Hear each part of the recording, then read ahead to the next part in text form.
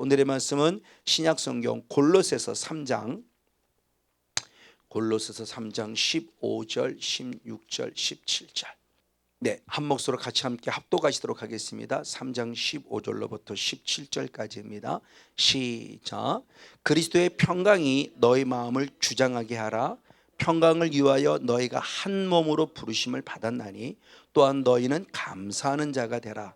그리스도의 말씀이 너희 속에 풍성히 거하여 모든 지혜로 피차 가르치며 권면하고 시와 찬미와 신령한 노래를 부르며 마음에 감사함으로 하나님을 찬양하고 또 무엇을 하든지 말에나 일에나 다 주 예수의 이름으로 하고 그를 힘입어 하나님 아버지께 감사하라. 아멘. 할렐루야. 감사합니다. 네, 오늘의 말씀은 골로새서 3장 15절부터 17절까지 말씀을 통해서 감사하라는 그런 제목을 갖고 잠시 말씀을 나누기를 원합니다. 저희 교회는 매월 첫째 주 11월 첫째 주일을 추수감사주일로 드립니다.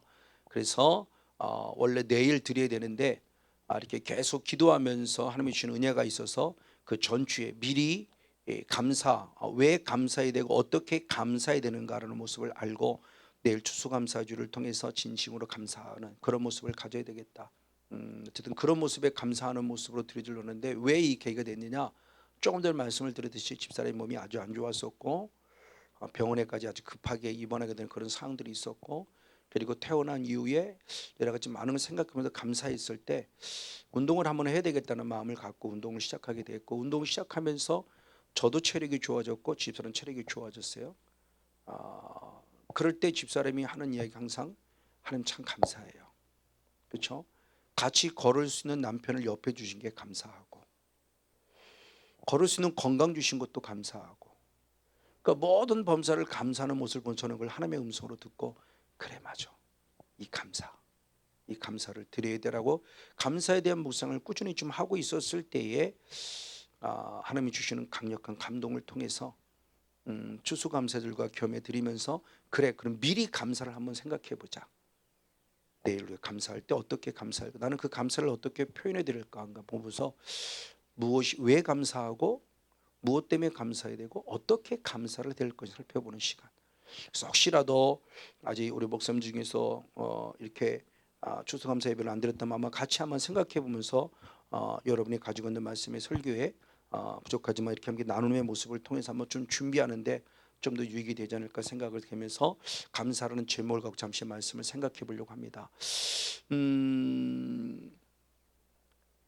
가장 먼저는 도대체 무엇을 하나님께 감사해야 되는가라고는 부분의 모습이에요. 자, 그러면 우리 본문의 말씀 3장 15절 한 절 말씀을 한 번만 더 읽어드리겠습니다.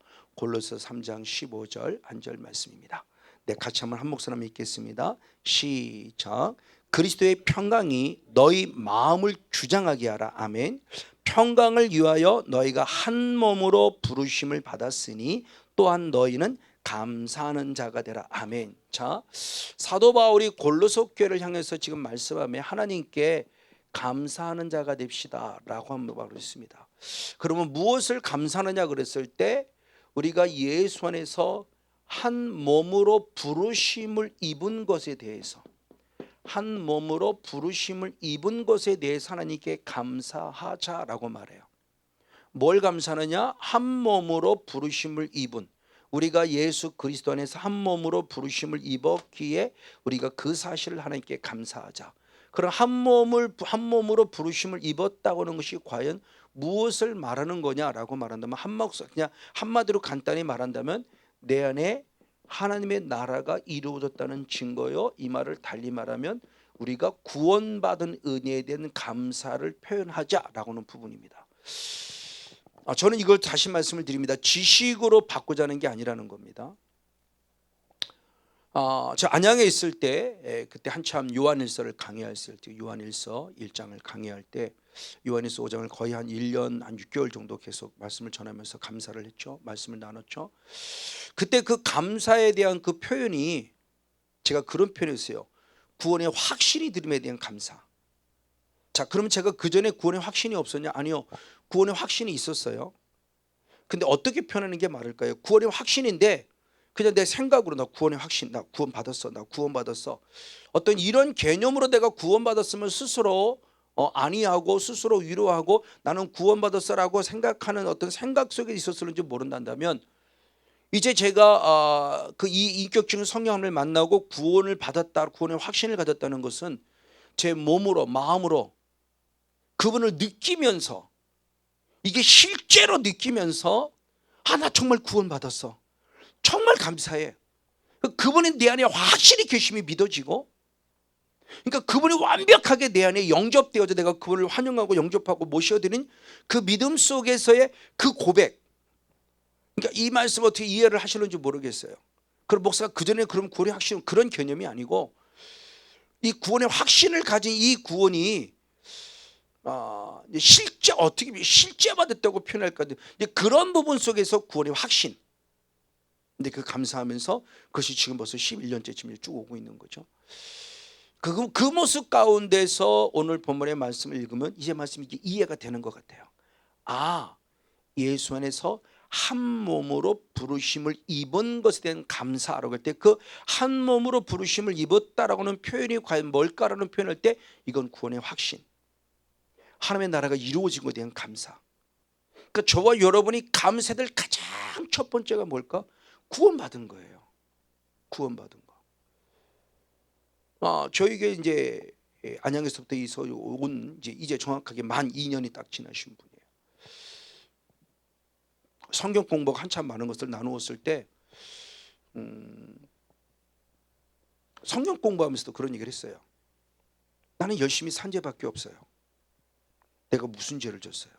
맨날 성목사 죄를 회개된다고 그러는데 나는 죄가 없는 거야. 교회라는 것을 생전 처음 나오신 겁니다. 50 중반이 됐는데 교회라는 걸 생전 처음 나온 거예요. 근데 맨날 성목사는 회개하라고 그러지, 맨날 죄 졌다고 그러지, 나는 죄 진 게 없어요. 죄 졌다면 열심히 산 죄밖에 없어요. 근데 맨날 죄인이라고 그러고 맨날 회개하라고 그러니까 처음에 이해가 안 되고 잘 받아들이지 않는 거죠. 그래도 끊임없이 말씀을 보고 듣고 배우면서 간혹 그래도 그 말씀 들을 때 눈물을 흘리며 말씀을 듣는 모습을 많이 봐요. 어쨌든 그런 과정들을 거치면서 성경 공부를 마쳤고 성도를 마치며 이곳에 오기 전에 마지막 안양에서 부활절 감사 예배를 드렸어요. 근데 부활절 감사 예배를 드릴 때 드디어 본인이 깨달아진 거라는 거예요. 내가 죄인이었구나. 그러면서 그 예배 내내 눈물로 예배를 드렸어요. 그리고 그분의 표현입니다. 그분의 표현이 은행을 다니는데 은행에 끊임없이 나와 함께해서 복음을 전했던 전도자가 있었어요. 그분을 만날 때 그분에게 그렇게 표현했대요. 아니, 내가 교회 다녀, 내가 예수 믿어, 이게 아니고 나 예수님 만났어. 누가 가르친 거 아니에요. 예수님 만났다고 얘기해서 가르친 거 아니에요. 근데 본인이 예배 속에서 말씀 속에서 진짜 인격적인 성령을 만나니까 그분의 표현이 뭐냐? 나 예수님 만났어요. 그래서 그분의 삶의 고백입니다. 지금도 또 공부해요. 성령 공부를, 초등 과정을 또 공부해요. 지금도 또 공부하는데 그분의 표현이 뭐냐? 자기가 직장을 다니는 이유, 자기가 가정에 돌아오는 이유, 오직 하나님만을 예배하기 위해서. 그러니까 그분의 생각은 온통 예배예요. 그러니까 구원받으니까 너무너무 감사하니까 온통 예배예요. 그러니까 은행 끝나고 집에 오면은 남편이 얘기해요. 온통 유튜브. 부족하지만 제가 한 설교를 또 듣고 수없는 목사님들의 설교를 또 듣고 그 설교를 들으면서 계속 은혜를 받고 찬양하고, 옛날엔 텔레비전 보던 텔레비전 재미도 없고, 그러니까 완전히 삶 자체가 달라진 거예요. 그러니까 구원의 확신이 들어서 그냥 예수 믿어 교회 다니는 게 아니라 예수님을 만났어라고 표현할 정도가 되니까 완전히 달라지는 거예요. 생각 자체가 완전히 달라져요. 그러니까 늘 감사한 거예요. 너무 감사해요. 맞아요. 이 부분의 모습입니다. 그러면 이 부분의 모습이 과연 어떻게 하나님의 나라라고 말씀할 수 있을까라고 할 때 앞부분을 보면은 그렇게 표현했습니다. 그리스도의 무엇이 평강이 나를 무엇하게 하라? 주장하게 하라고 앞절에 말씀했어요. 골로새 3장 15절 말씀에 그리스도의 평강이 나를 주장하게 하며 이 평강을 위하여 너희가 한 몸으로 부르심을 받은 것에 대해서 하나님께 감사하라요. 그럼 이 평강이 무엇일 때 이게 한 몸으로 부르심을 입었다는 이것이 결국은 무엇인가를 알 수 있을 것 같아요. 바로 이 평강이라는 존재죠. 평강을 주장하라는 것은 나를 완전 다스리라. 하나님의 나라는 개념이에요. 다스리라, 통치하라. 그러니까 다루는 것이 아니라 그리스도의 평강이 나를 다스려서 그리스도의 평강의 통치를 받아 그리스도의 평강 안에서 나를 불러주신 주님을 향해서 감사하는 신앙생활의 확실한 단면을 보여주는 거예요. 그럼 이제 그리스도의 평강이 뭔 줄 알면 그리스도의 평강이 나를 통치할 때, 다스릴 때 한 몸으로 부르신 이 부르심이 무엇인가 대부분 알 수 있겠죠. 그럼 그리스도의 평강을 한마디로 간단히 말하면 하나님의 나라가 이루어진 자의 열매예요. 자, 로마서 14장 17절 한 절 말씀을 같이 보겠습니다. 로마서 14장 17절. 자, 한 목소리로 같이 한번 읽습니다. 로마서 14장 17절입니다. 시작. 하나님의 나라는 먹는 것과 마시는 것이 아니요 오직 성령 안에서 의와 평강과 희락이에요. 자, 우리가 하나님의 나라가 이루어졌다고 그러죠. 하나님의 나라라고 할 때 앞으로 가는 죽어서 가는 천국도 물론 하나님의 나라지만 성경에서 말씀한 하나님의 나라는 이 땅에서 누려야 될 하나님의 나라인데 그 하나님의 나라가 내 안에 이루었다는 증거가 뭐냐는 거예요. 하나님의 나, 하나님의 의, 그리고 무엇이에요? 평강, 그리고 무엇이냐? 희락. 의와 평강과 희락이에요. 그러니까 하나님의 나라가 이루어진 자만이 누릴 수 있는 거룩한 특권이에요. 그러니까 분명히 예수 믿는다고 하는데 어떤 사람은 지옥같이 살아가는 삶이 있어요. 제가 그랬어요. 이윤이 있기 전에, 인격적인 주를 만나기 전에 목사지만 목회하지만 처음에는 안 그랬어요. 처음에는 감사해서 제가 생각해도 신기할 정도로 모든 게 감사합니다. 제 말에 항상 감사가 있었는데 어느 순간부터 감사가 제가 사라지기 시작했어요. 그러면서 교회가 어려워졌던 것 같아요. 그러니까 목회하는 게 지옥 같은 거예요. 그러니까 목회를 포기하고 싶은 거예요. 목회자가 되지 말아서는 목회자도 나도 죽고 성도 죽인다까지 합리화시켜가면서 결국 목회를 그만둘 어떤 그 증거를 찾으려고 그랬어요. 난 이러기 때문에 목회를 못해, 안 해야 돼 라고 말하며 찾으려고 했는데 그 사탄의 참소였어요. 나중에 알고 보니까 성령 주신 생각이 아니었어요. 그걸 지금 뚫고 이겨서 여기까지 오는 거죠. 제 안에 하나님의 나라가 없었어요. 직분은 목사지만 맨날 천국 얘기했지만 제게는 하나님의 나라가 없었어요. 지옥이에요. 사탄의 나라가 사로잡았어요. 그 열매가 뭐냐? 근심, 걱정, 염려, 원망, 불평, 불만, 고통, 아픔, 시련, 우울. 이게 저를 완전히 사로잡았었어요. 목사인 저를.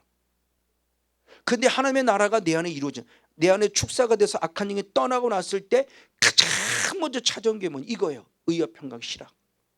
뭐라고 표현할 수 있는 기쁨, 뭐라고 표현할 수 있는 감사. 이게 제 안에 끊임없이 우러져 나오는 겁니다. 내가 감사를 해야지라고 감사드리는 게 아니에요. 좀 이따 말씀을 나누겠지만 우리가 너무나 잘 알고 있는 데살로니가전서 5장 18절의 말씀에 범사에 감사라 이는 그리스도 예수 안에서 너희를 향한 뜻이라는 말씀을 너무나 잘 알아요. 범사에 감사해야 돼요. 설교하고요, 감사해야 돼요. 근데 안 돼요. 하나님의 뜻이니까 해야 되는데 안 돼요. 내가 해보려고 하니까 안 돼요. 작심삼일이에요. 그럼 그때는 혼의 설교였어요. 그럼 뭐라냐? 작심삼일 안 되면 또 합시다. 작심 6일로 키웁시다. 작심 6일 해보다 또 쓰러지니까 걱정하지 마세요. 작심 9일로 늘려봅시다.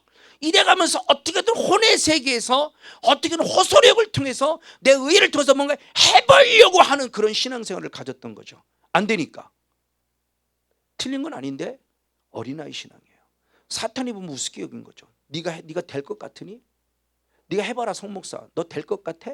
그러니까 책 만나하다가 중도 포기죠. 에이 안 되네. 그럼 말씀이 진리가 아니잖아요. 돼야만 하는데 안 되잖아요. 하나님의 뜻이라고 했는데 왜 안 돼요? 근데 이게 영의 세계에 들어와 내 안에 악한 영이 처리되니까 하려고 하는 것이 되어지는구나. 의와 평강이 희락 이게 되는 거구나. 그러니까 이게 하나님의 나라의 열매구나라는 걸 확실히 알게 된 거예요. 그러니까 내가 뭐를 해보려고 해서 되는 게 아니라 되어지는 은혜를 경험해야 된다는 얘기를 제가 수없이 말씀을 드리는 거예요. 맞습니다. 이게 하나님의 나라 평강이 결국 뭐냐? 하나님의 나라의 열매예요. 하나님의 나라가 이루어진 자의 열매, 구원의 확신을 가진 자의 열매니까 대화만 조금 나눠보면 이 사람이 지금 구원의 확신을 가지고 있구나. 아니 사탄의 나라 이룰 거를 금방 알 수 있어요. 분별할 수 있어요. 우리는 그분을 정죄하고 판단하고 비판할 수는 없지만 분별이 되죠. 그럼 나는 그러지 말아야지. 대화만 조금 나누면 알고요. 얼굴 화색만 봐도 알아요. 세상 사람도 관상 본다고 그러잖아요. 그럼 영의 세계 들어가서 맞는 얘기예요. 그 사람들도 사단에서 번성 보면 많은 거 알아요. 그러면 영에 들어 하나님의 나라가 이루어진 자의 얼굴을 보면 알죠. 스데반 집사님 돌에 맞아 죽는데 얼굴 찡그렸나요? 얼굴 막 쌍 욕을 했나요? 아니요. 돌에 맞아 죽어도 그는 행복했어요. 그게 진짜 하나님의 나라가 이루어진 자의 모습이라는 거예요. 진짜 하나님의 나라가 이루어진 자의 모습. 맞습니다. 자, 그러면 이 하나님의 나라가 이런 의와 평강의 실학이 과연 무엇을 통해서 오냐는 겁니다. 성령님을 통해 오는 성령의 열매예요. 자, 대표적인 모습입니다. 갈라디아서 5장 22절로부터 24절까지 말씀 보겠습니다. 갈라디아 5장 22절 24절 시작. 오직 성령의 열매는 사랑과 실학과 화평과 오래 참음과 자비와 영성과 충성과 온유와 절제는 이 같은 법을 금지할 법이 없느니라. 아멘. 사랑과 실학과 화평. 실학과 화평. 이게 성령의 9가지 열매예요. 평강과 실학, 의와 평강, 실학. 하나님의 나라가 이루어진 열매인데 그 하나님의 나라가 이루어진 열매는 내가 그냥 이루어진 것이 아니라 성령에 의해서 이루어지는 열매라는 것을 얘기하는 거죠. 그러니까 내 의 갖고 이루어지는 열매가 아니에요. 성령께서 친히 역사해서 내내 악한 것을 처리하고 쫓아냈을 때 내게 이루어지는 거룩한 열매, 바로 이 성령의 9가지 열매를 통해서 우리들의 귀한 존재의 모습을 가르쳐 줍니다. 자, 그러면서 열매를 모습을 봤을 때 로마서 8장 2절에 사도 바울이 중요한 고백을 하죠. 로마서 7장의 말씀에 오라 나는 곤고한 자로다 누가 나를 사망의 권세에서 나를 일으킬 거라고 말하며 한탄하는 고백이 있을 때 드디어 정답을 찾아요. 내게 있어서의 뭐냐? 죄와 사망의 법이 있고 생명의 성령의 법이 있어요.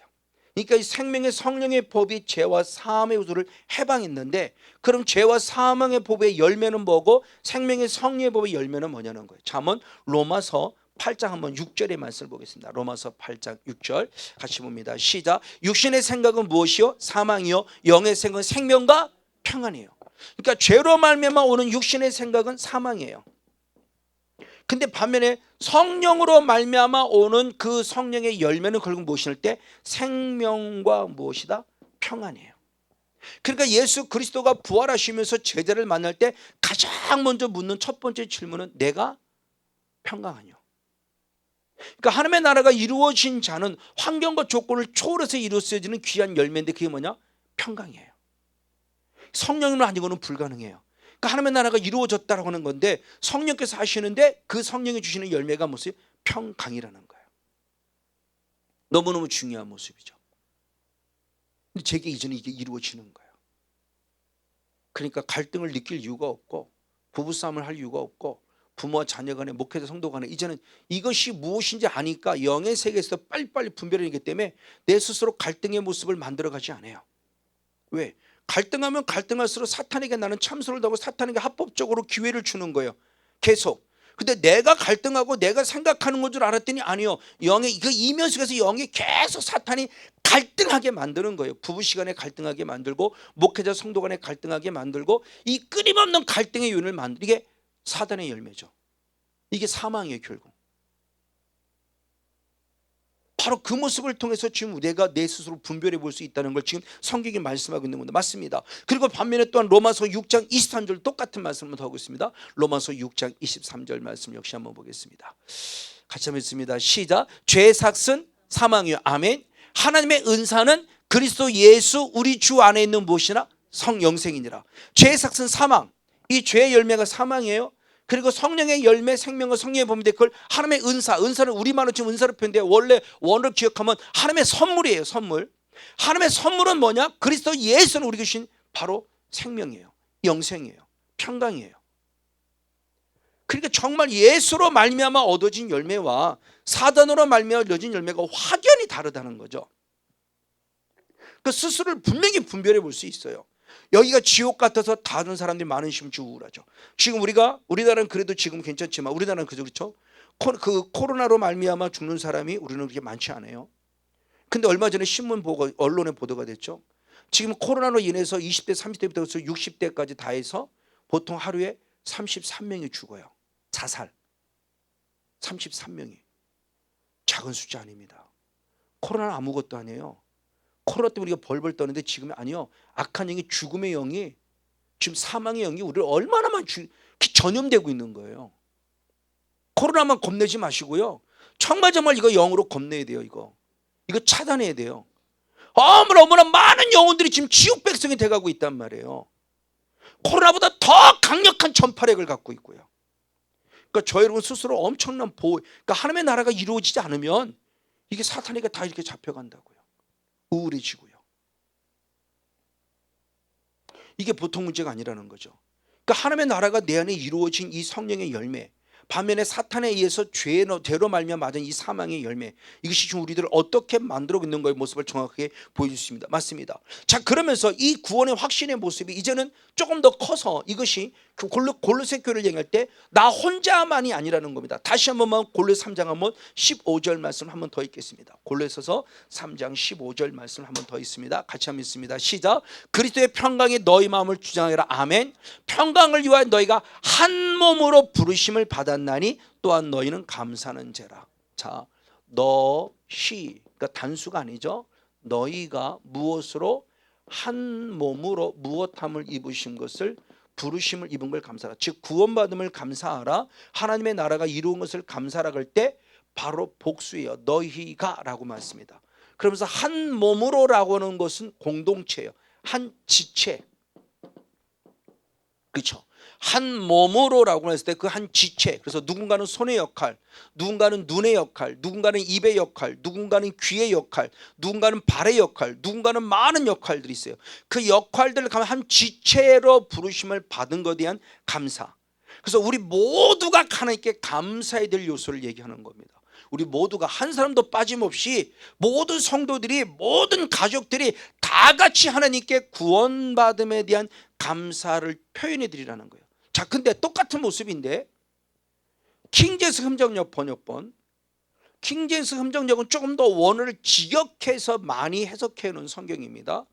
그래서 킹제임스 흠정역 번역본은 또 다른 각도로 이 성경을 좀 해석을 했어요. 우리 한번 킹제임스 흠정역 번역본 한번 보겠습니다. 시작. 하나님의 화평이 너희 마음속에서 다스리게 하라. 너희도 그 화평에 이르도록 한 몸 안에서 부르심을 받았으니 감사하는 자가 되라. 자, 이거 또 다른 좀 관점이에요.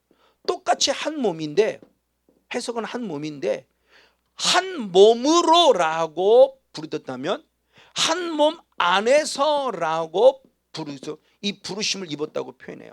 자, 이건 공동체의 전 개념을 갖고 있습니다. 한 몸으로라는 부분, 우리가 한 몸으로 부르심을 구원받음에 감사하라. 그런데 킹제임스 흠정역을 좀 원어를 통해서 보면은 킹제임스 흠정역 속에서는 한 몸 안에서 부르심을 받은 것에 대해서 감사하라고 말합니다. 그럼 전혀 다르죠. 한 몸 안에서는 결국 지금 누구를 얘기하는 거냐? 예수 그리스도로 말미암아 구원받은 은혜에 대한 감사를 표현하고 있어요. 사도 바울은 이런 고백들을 많이 하고 있습니다. 대표적으로 디모데후서 1장 한번 9절의 말씀을 봅니다. 디모데후서 1장 한번 9절 말씀을 같이 한번 보시겠습니다. 디모데후서 1장 9절 시작. 하나님이 우리를 구원하사 아멘 거룩하신 부르심으로 부르심은 우리의 행위대로 하심이 아니요 오직 자기 뜻과 영원한 때 전부터 그리스도 예수 안에서 우리에게 주신 은혜예요. 자, 우리를 구원하셨다는 거예요. 우리를 구원하신 것은 성건녀 목사의 행위로 구원받은 것이 아니라 하나님의 거룩한 뜻, 영원한 때 전부, 하나님의 창조진의 영에서부터 갖고 있던 영원한 때부터 갖고 있던 그 절대적 뜻, 그 하나님의 뜻에 의해서 우리를 구원했으니 이것이 하나님의 무엇이다? 은혜이다. 예수 안에서 이루어진 강력한 하나님의 뜻이다. 이것이 우리를 구원한 것이다. 그러니까 우리 구원에 대한 개념도 수없이 말씀을 드렸어요. 내가 예수를 믿어서 구원이 아니에요. 예전엔 전 성결교 교리를 가기 때문에 내가 예수를 믿은 거예요. 근데 이 은혜, 전 교리를 얘기하는 게 아닙니다. 이 은혜를 들어가 보니까 내가 예수를 믿은 것이 아니라 하나님의 본질, 우리의 본질에 대한 부분에서 지지난주에 특별히 더 많이 강조 말씀드렸죠. 하나님의 나를 택해서 구원받은 거지 내가 주님을 택한 게 아니더라는 거죠. 요한복음 15장 16절에 말씀했어요. 네가 나를 택한 것이 아니라 내가 너를 택했다는 거예요. 그래서 구원이에요. 믿을 수 있는 은혜를 주셔서 내가 구원받은 거지 내가 믿어서 구원받은 게 아니라는 거예요. 우리말로는 지금 믿어서 구원이라고 표현하고 있지만 실제로 들어가면 믿어지는 은혜를 주셔서 그분을 믿었기에 구원받는 그것마저 하나님의 은혜라는 거예요. 그러니까 저는 이제는 이 말씀들이 이해가 되고 100% 고개를 끄덕이면서 정말 진심으로 주께 감사하다고 제가 감히 하나님께 고백하는 내용입니다. 자, 결국 뭐냐? 한 몸 안에서 부르심을 받았다는 것은 우리의 구원의 주체가 예수 그리스도라는 거예요. 그럼 나의 존재는 과연 어떤 존재였느냐? 에베소 2장 1절과 5절 말씀을 봅니다. 우리의 존재는 어떤 존재냐고 본질에서도 말씀을 드렸습니다. 우리의 본질에 대해서. 자, 에베소 2장 1절 그리고 5절 역시 한번 두 절 말씀을 같이 한번 한 목사람 읽도록 하겠습니다. 에베소 2장 1절과 5절입니다. 시작. 너희의 허물과 죄로 죽었던 너희를 살렸도다. 허물로 죽은 우리를 그리스도 예수 안에서 살리셨고 너희가 은혜로 구원을 얻은 것이다. 원래 우리의 본질은 뭐냐? 원초적 본질 이후에 본질상 진노의 자식의 영성을 가짐으로 말미암아 나는 허물과 죄로 죽을 수밖에 없는 존재예요. 근데 죽을 수밖에 없는 나를 올려 주님이 어떻게 했다? 살리셨다는 거예요. 한 몸이신 그분이 나를 살리셨다는 거예요. 그래서 우리가 구원받은 게 은혜라고 하는 부분입니다. 그러면 어떻게 나를 살렸냐는 거죠. 어떻게? 자, 로마서 5장 8절 말씀. 로마서 5장 8절 말씀을 같이 한번 있습니다. 너무나 잘하는 말씀이죠. 로마서 5장 8절. 네, 같이 한번 있습니다. 시작. 우리가 아직 죄인 되었을 때 그리스도께서 우리를 위하여 죽으심으로 하나님께서 우리에게 대한 자기의 사랑을 확증하셨느니라. 아멘. 그러니까 우리를 구원하셨다라고 하는 것은 내가 지금 누구이기에?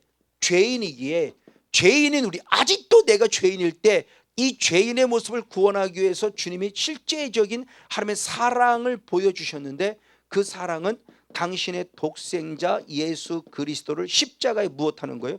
죽이는 거. 이 사실을 당신의 사랑을 확증시켜 준 거예요. 그러니까 예수 안에서라는 의미가 바로 그거라는 거예요. 예수 안에서 우리가 구원 얻다는 것은 우리가 아직도 죄인이었을 때, 허물로 죽을 수밖에 없는 죄인이었을 때, 아직도 죄인일 때 이미 주님께서 십자가에 못 박혀 당신의 아들을 죽이시는 이 사랑으로 말미암아 우리를 구원하셨다라고 해서 한 몸으로 부르심을 받았다라고 하는 것은 결국 예수 안에서 구원받은 것에 대한 하나님의 은혜에 대한 감사를 표현해야 될 우리의 거룩한 영성에 대해서 지금 잘 가르쳐주고 있습니다. 맞습니다. 그리고 구원의 은혜는 또한 다르며 현대어 성경은 또 이렇게 표현했어요. 구원의 은혜는 하나님의 열매인 평강을 누릴 권세와 책임이 있다고 말합니다. 그러니까 주장하라고 하는 그 말씀에 대한 부분의 모습을 어떻게 표현하고 있고 감사라는 말씀을 어떻게 표현하고 있는 걸 봅니다. 자, 한번 골로새 3장 10절의 현대어 성경을 한번 보겠습니다. 시작. 그리스도께 받은 평화가 항상 여러분의 마음과 생활에 깃들이도록 하십시오. 즉 주장하라. 늘 내 안에 통치하고 내 안에 늘 항상 함께하도록 하십시오. 이것은 그리스도의 몸의 지체가 된 여러분들의 책임이며 특권입니다. 그리고 항상 감사하는 생활을 하십시오. 현대어 성경은 저걸 조금 더 적극적 의미 속에서 그걸 누려야 될 모습을 얘기했을 때 그 평강을 누려야 될 책임도 있고 평강을 누려야 될 권세도 주신 것이다 라고 하는 모습을 통해서 저 평강을 누리는 자 책임과 특권에 대한 부분을 강조시켰어요. 그러면 저 하나님의 그 구원받은 은혜를 대해서 이에 대해서 내가 날마다 감사할 수 있는 이 모습에 대해서 책임과 특권이라는 개념은 결국 뭐냐? 저는 두 가지로 묵상해 봤어요. 묵상하면서 깨달았을 때 첫 번째가 뭐냐? 하나님의 구원의 은혜를 절대 헛되이 받지 말라. 하나님의 구원의 은혜가 헛되이 여겨지고 있었어요. 어디에? 고린도 교회. 그러니까 막 살아가는 거예요. 그러니까 한 번 보는 영원한 구원처럼 나 괜찮아, 예수 믿어, 괜찮아. 그리고 순 죄를 졌어요. 그렇죠? 우리가 잘 아는 대로 아비의 하체를 범하여 계모일다 할지라도 내 아버지 아내인데 계모의 하체를 범하, 이게 아비의 하체를 범하는 거예요. 음란의 죄가 판을 쳤어요. 그러니까 상상할 수 없는 죄가 고린도 교회라는 곳에 들어오되 나 구원받았어, 나 구원받았다니까 이렇게 생각하면서 막 살아가는 사람들이 있었던 거예요. 그래서 그들을 향해서 지금 얘기하는 겁니다. 뭐라고 얘기하고 있는가? 우리가 한번 고린도서 6장 1절 2절 한번 두 절 말씀을 보겠습니다. 고린도서 6장 1절 2절 두 절 말씀을 같이 한번 봅니다. 네, 같이 한번 읽겠습니다. 시작. 우리가 하나님과 함께 일하는 자로서 아멘 너희를 권하노니 하나님의 은혜를 헛되이 받지 말라. 가라사대 때 내가 은혜 베풀 때 너를 듣고 구원의 날에 너를 도왔다 하셨으니 아멘. 보라 지금은 은혜 받을 만한 때요, 보라 지금은 구원의 날이다. 할렐루야. 지금이 은혜 받을 만한 때요, 지금이 구원의 날이니까 이 구원을 헛되이 받지 말라고 강조하면서 하나님 예수 그리스도가 나의 죄를 십자가에 죽으신 이 사랑이 절대 헛되이 돼서는 안 된다. 공짜로 얻은 거잖아요. 아니 너무너무 귀해서 공짜로 주신 거. 왜? 우리는 값으로 치를 수가 없기 때문에. 1억, 10억, 100억, 1000억, 지금 뭐 10조라는 무슨 뭐 누가 뭐 세금을 낸다고 그래요? 10조? 그것으로도 살 수 없는 게 구원인 거예요. 그렇기 때문에 절대 헛되이 받지 말라는 거예요. 그러니까 책임과 특권이 있다는 의미가 과연 무엇인가 대한 부분의 모습입니다. 그리고 두 번째로 또 다른 의미는 뭐냐? 구원받는 얘기가 있으면 절대 뺏기지 말라는 거예요. 이게 너무너무 중요한 게 제게 와닿아서 책임과 특권이라는 의미가. 그래서 계시록 3장 11절 말씀, 요한계시록 3장 11절 말씀 있습니다. 시작. 내가 속히 이 말이니 아멘. 내가 가진 것을 굳게 잡아 아무나 내 면류관을 빼앗지 못하게 하라. 할렐루야. 필라델비아 교회를 칭찬하며 하시는 말씀이에요. 내가 속히 임할 것이다. 곧 임할 거야. 내가 시험의 때를 면해가지고 곧 임할 텐데 그때 너는 내게 보여줄 것이다. 뭐냐? 면류관. 내가 너에게 준 선물 면류관. 왜 너는 그 면류관을 보여주느냐라고 했을 때 누군가 뺏는 자가 있으니까. 뺏기지 말고 간직하라는 거예요. 이게 지키라는 영성이죠. 너무너무 중요한 말씀. 그러니까 책임과 특권을 가졌다는 것인데 이 책임과 특권을 소홀히 여겨버리면 하나님의 은혜를 헛되이 받아서 결국 면류관을 빼앗긴다는 거. 왜? 성경은 분명히 말씀했어요. 누가복음 8장 12절에 뭐라고 표현됐는가? 누가복음 8장 12절 말씀을 봅니다. 역시 한번 같이 한번 읽습니다. 시작. 길가에 있다는 것은 말씀을 들은 자니 이에 마귀가 와서 그들로 믿어 구원을 얻지 못하게 하려고 말씀을 그 마음에서 빼앗는 존재예요. 왜 그러면 그렇게 빼앗지 말라고 주님이 신신당부하는가? 왜 지키라고 신신당부하는가? 그 지키라는 말씀을 예전에는 그냥 말씀 잘 들으라, 말씀대로 살아라 이런 개념으로는 받았어요. 틀린 얘기는 아니지만 조금 더 깊이 달아볼 때 그 지키라, 빼앗기지 말라 이 말씀이 어떤 의미를 갖냐는 걸 생각해 보는 겁니다. 자, 누가복음 8장 12절 말씀은 하나님의 나라에 대한 비유 설명을 할 때 예수님이 하신 말씀입니다. 그러면서 길가밭, 네 개 밭인데 대표적으로 길가밭을 말할 때 말씀을 들은 자예요. 자, 말씀을 들은 자는 이미 믿음을 가지고 있는데 믿음은 들으면서 나니까 불신자가 아니란 얘기입니다. 말씀을 듣고 있는 이때에 놀라운 사건이 벌어졌어요. 영의 세계가 실제 이미 벌어진 겁니다. 자, 내 눈에 보이지 않지만 지금 누가 나타났다? 마귀가 나타났어요. 우리가 지금 이 순간도 똑같아요. 영의 세계가 실제라는 걸 지식으로 받지 마세요. 지금도 똑같은 일이 벌어지고 있다는 겁니다. 왜 마귀가 나타났냐? 말씀을 들은 자에게. 놀랐습니다. 들은 말씀을 무엇해요? 빼앗아 가려고. 들은 말씀을 빼앗아 가려고. 그리고 왜 들은 말씀을 빼앗냐? 정답입니다. 무엇이에요? 구원 얻지 못하게 하려고. 지금도 똑같이 벌어지고 있어요. 이 자리에 앉아있지만 누군가는 멍하니 절대 말씀 못 듣고 있어요. 내가 듣고 싶지만 안 들려지는 거예요. 그런 얘기들을 참 많이 합니다. 말씀을 못 듣고 가요.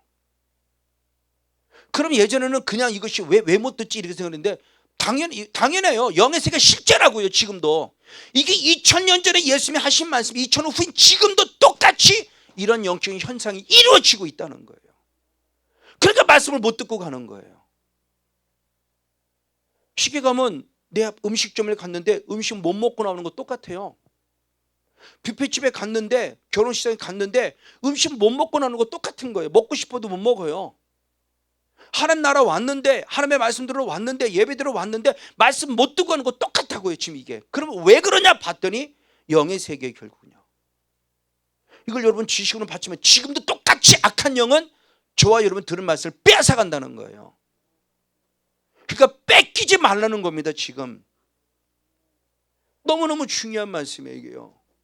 책임과 특권이라는 것이 뭐냐? 그냥 평강. 하나님 그때 평강을 오세요. 하나님 주장하라. 평강을 주세요. 평강 주셨다니까요. 그럼 왜 뺏긴 거예요? 평강 주는데 왜 내가 못 누리냐? 뺏긴 거라냐고요. 그럼 누가 뺏었냐? 정답은 하나입니다. 사탄이 뺏은 거예요. 그러니까 지금 이 한 몸으로 부심을 받았다 너희가라고 말하면서 그때 평강이 주장하라고는 이 말씀에 대한 감사가 뭐냐라고 했을 때 이게 바로 구원받음의 의미에 대한 감사, 하나님의 나라가 이루어진 데인 감사, 이 구원의 확신을 갖는 감사, 이 감사가 나 혼자만 아니라 우리 모두가 다 같이 공동체가 교회라는 공동체가 지금 이 시간 예배 참석한 우리 모두가 다 같이 가정이라는 공동체가 다 같이 구원받는 감사를 하나님께 올려드릴 것을 말하고 있는 거예요. 당신 혼자만 잘해가 아니고 우리 다 같이. 너무나 중요한 부분의 모습 맞습니다. 바로 이런 모습이 결국 어떻게 되는 건 이게 영적 싸움을 통해서만 이루어지는 거예요. 그래서 너무나 많이 말씀했지만 디모데전서 6장 10절 말씀을 봅니다. 디모데 6장 10절 영적 싸움에 대한 것을 우리에게 가르치죠. 왜 싸워야 될 것인가에 대한 부분을 가르쳤어요. 같이 한번 읽겠습니다. 시작. 믿음의 선한 싸움을 싸우라. 영생을 취하라. 이를 위하여 내가 부르심을 입었고 많은 증인 앞에서 선한 증거를 증거했다. 아멘. 자, 바울이 디모데에게 목회를 알려주는 거예요. 그래서 목회에 있으면서 영적 싸움을 싸우라 가르쳐줬어요. 아고니 조마이라고 그랬죠. 싸우라는 모습을 가르쳐요. 왜 싸워야 되느냐 이유를 얘기한 겁니다. 왜 쓰느냐? 영생을 무엇하라? 취하라. 자, 그럼 이 말씀을 잘 이해해. 그럼 저는 이 말씀이 부딪혀지는 거. 왜? 우리는 믿음으로 구원을 무엇하는 거예요? 얻는 거예요. 선물이에요. 믿음으로 구원을 얻는데 믿음으로 영생이잖아요. 믿음으로 구원을 얻는데 또 믿음으로 구원 얻는 그 영생을 취하라고 그러니까 선물로 얻은 것인데 이제서야 뭘 또 취해 이렇게 이해를 한 거예요. 그러니까 이 말씀이 잘 안 풀어지는 거예요. 근데 이제는 이해가 되죠. 아, 저 취하라는 것은 없는 것을 이제서야 취하라는 것이 아니라 이미 하나님이 내게 주신 구원의 은혜를 꽉 붙잡고 뺏기지 말라. 계속 취하고 있으라는 거예요. 계속 꽉 붙잡고 있으라는 거예요. 계속적으로 어제 붙잡고 놓치는 것이 아니고 오늘 붙잡고 계속 이게 어떻게 영적 싸움을 싸워야만 가능하다는 거예요. 이걸 사도 바울이 지금 디모데에게 목회를 알려주고 있는 거예요. 이미 해왔고 이미 증거가 있고 증인이 있지만 계속해서 이 싸움을 싸우는 거예요. 칭찬하는 겁니다. 칭찬했는데 지금까지 해와 잘 왔지만 앞으로도 계속하라고 말하며 믿음의 선한 싸움을 이유가 뭐냐? 영생을 취하게 합니다. 그 취한다는 걸 잘 이해하라 그랬어요. 없는 걸 이제서야 새로 만들어내서 내가 싹 붙잡는 것이 아니라 이미 하나님의 구원이라는 선물을 주신 것을 꽉 붙잡아서 사탄에게 뺏기지 않도록 지키는 영성에 대한 필요성을 얘기하고 해서 영생을 취하라고 지금 말씀하고 있는 건 맞습니다. 그러므로 늘 주님 앞에 구원받은 데 감사가 돼야 돼요. 대표적으로 요나가 그랬습니다. 요나서 하면 2장 9절의 말씀을 봅니다. 요나서 2장 9절. 죽을 뻔한 고비를 갖게 되죠. 그때 이제 그 큰 고기 뱃속에서 나온 이후에 하나님께 감사하는 기도입니다. 같이 한번 읽습니다. 시작. 나는 감사하는 목소리로 주께 제사를 드리며 나의 소원을 주께 갚겠나이다. 구원은 여호와께로서 말미암나이다 아니라 아멘. 구원이 누구로부터? 하나님께로부터. 그 구원신 하나님께 나는 무엇으로 목소리를 하나님께 못했다? 감사했다. 사도 바울도 똑같은 고백을 해요. 데살로니가 후서 2장 13절. 데살로니가 후서 2장 13절 말씀 역시 한번 한 목소리로 같이 한번 봅니다. 같이 한번 읽겠습니다. 시작.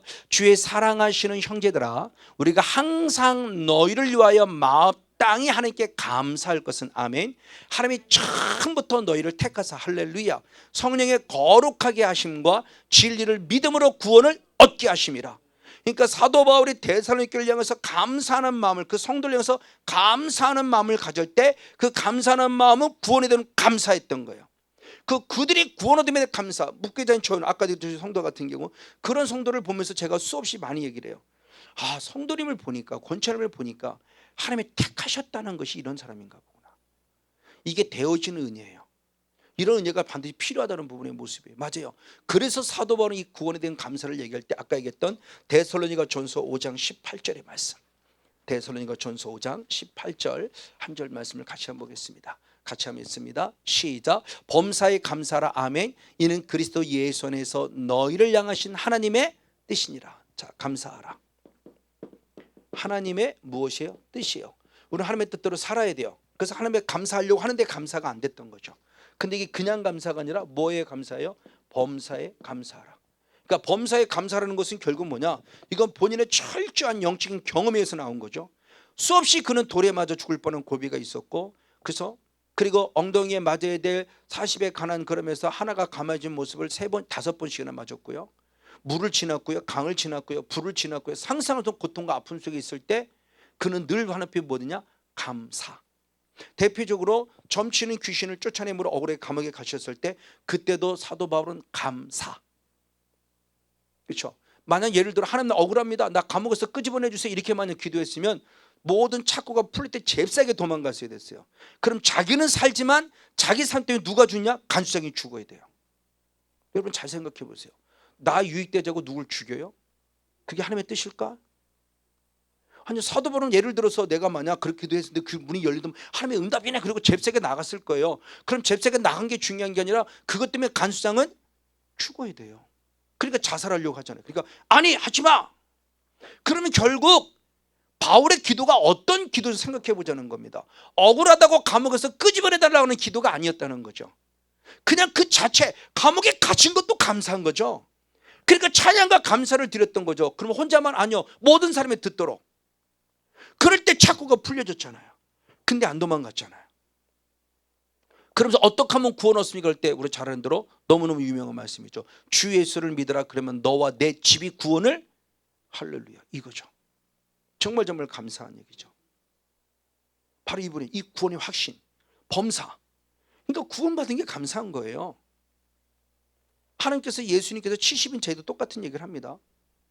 누가복음 17장의 말씀에 70인체가 와서 막 선교보고를 하죠. 자 누가복음 10장에 선교보고를 합니다. 내가 귀신 쫓아내고 막 해요. 당연하다고 얘기합니다. 그러면서 말씀합니다. 귀신 쫓아낸 거로 기뻐하지 마. 너 이름이 생명록에 기록된 것으로 기뻐하라. 구원받음에 기뻐하라. 귀신 많이 쫓아낸 거로 기뻐하지 말고요. 구원받은 하나님의 백성이 된 것에 기뻐하라. 감사하라. 그래서 저와 여러분 정말 무엇을 감사드리냐? 그리스도의 한 몸으로 부르심을 받아 그리스도의 한 몸 안에서 같은 영적인 지체가 된 구원받은 은혜에 대한 감사를 통해서 하나님의 나라의 열매 가운데 평강에 넘치는 저와 여러분, 그래서 반드시 구원받을 주기를 감사하는 저와 여러분 모두가 간절히 되어지기를 간절히 주님을 간절히 축복하고 축원을 드립니다. 그럼 이제 어떻게 감사하냐고 표현하겠죠. 어떻게 감사하냐. 자 골로새서 3장 16절 말씀을 보시겠습니다. 골로새서 3장 16절 같이 한번 읽습니다. 시작.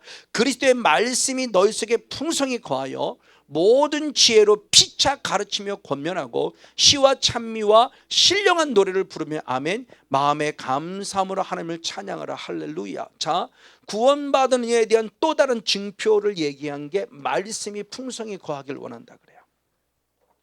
자 그리스도의 한 몸으로 부르심을 받았다 그랬을 때 이 말씀에 대한 부분의 모습으로 더 풍성히 거하길 원한다. 자 지금 이 말씀이 중심은 아니기 때문에 간단하게 살펴보도록 하겠어요. 우리의 구원의 핵심은 말씀이라고 그랬습니다. 단순히 교회를 열심히 나와서 믿습니다 그래서 구원 얻은 게 아니에요. 자 말씀이에요. 그래서 베드로전서 1장 23절에 하나님이 우리를 거듭나게 한 것은 썩어질 씨가 아니라 썩지 않는 영원한 씨 하나님의 말씀으로 말미암는다고 말씀했고, 한 단계 더 나아가 베드로전서 2장 2절의 말씀을 통해서 보면 바로 신령한 저신 하나님의 말씀을 사모해서 결국 우리가 구원에 무엇해야 한다? 이르러야 한다라고 하는 부분도 가르쳤어요. 그래서 야고보 사도를 통해서 야고보서 18절의 말씀에 우리는 결국 무엇으로 나왔다? 진리의 말씀으로 나음을 입은 자라고 표현해요. 그러니까 구원받으면 구원받을수록 구원의 확신이 있으면 있을수록 이제는 우리는 무엇에 근데 말씀에 더 풍성히 거해야 된다. 말씀이 더 풍요로워져야 돼요. 어제도 금요 기도회 때 말씀을 드렸지만 저 11년 전에 성건영 목사가 보는 성경에 대한 관점, 그리고 인격적인 주님을 영접하여 만나고 있는 지금 이 순간에서 성경을 보는 관점, 앞으로 제가 이제 60이 됐습니다만 70이 10년 후에 또 제가 뭐 성경을 보는 관점으로 보면 지금 생각할 때 10년 전에가 이건 어린아이처럼 성경을 본 우스꽝스럽고 유치해 본 거죠. 그때는 최선을 열심히 다 했지만 그럼 지금 이 순간을 본다고 교만하고 자만할 게 아니에요. 왜? 앞으로 10년 후가 되면 또 지금 보는 건 또 유치할 수 있을 거예요. 더 깊이 보는 아마 영이 있을 거예요. 그러니까 절대 교만하고 자만하지 말고 끊임없이 말씀으로 채워가라는 거죠. 행복해요. 말씀을 연구할 때 행복하고 말씀과 함께할 때 행복하고 말씀을 들을 때 행복하고 말씀이 깊이가 또 이렇게 뚫려지면 열릴 때 그러면서 또 깨달을 때 하고 깨달을 때 또 행복하고, 그러니까 말씀에 풍성히 거하는 겁니다. 맞습니다. 근데 오늘 말씀에 대한 풍성함을 거했다 한다면 그 다음의 말씀들이 다시 보면 마지막에 말씀에 보면 시와 찬미와 신령한 노래를 부르며 마음의 감사함으로 하나님을 무엇하라?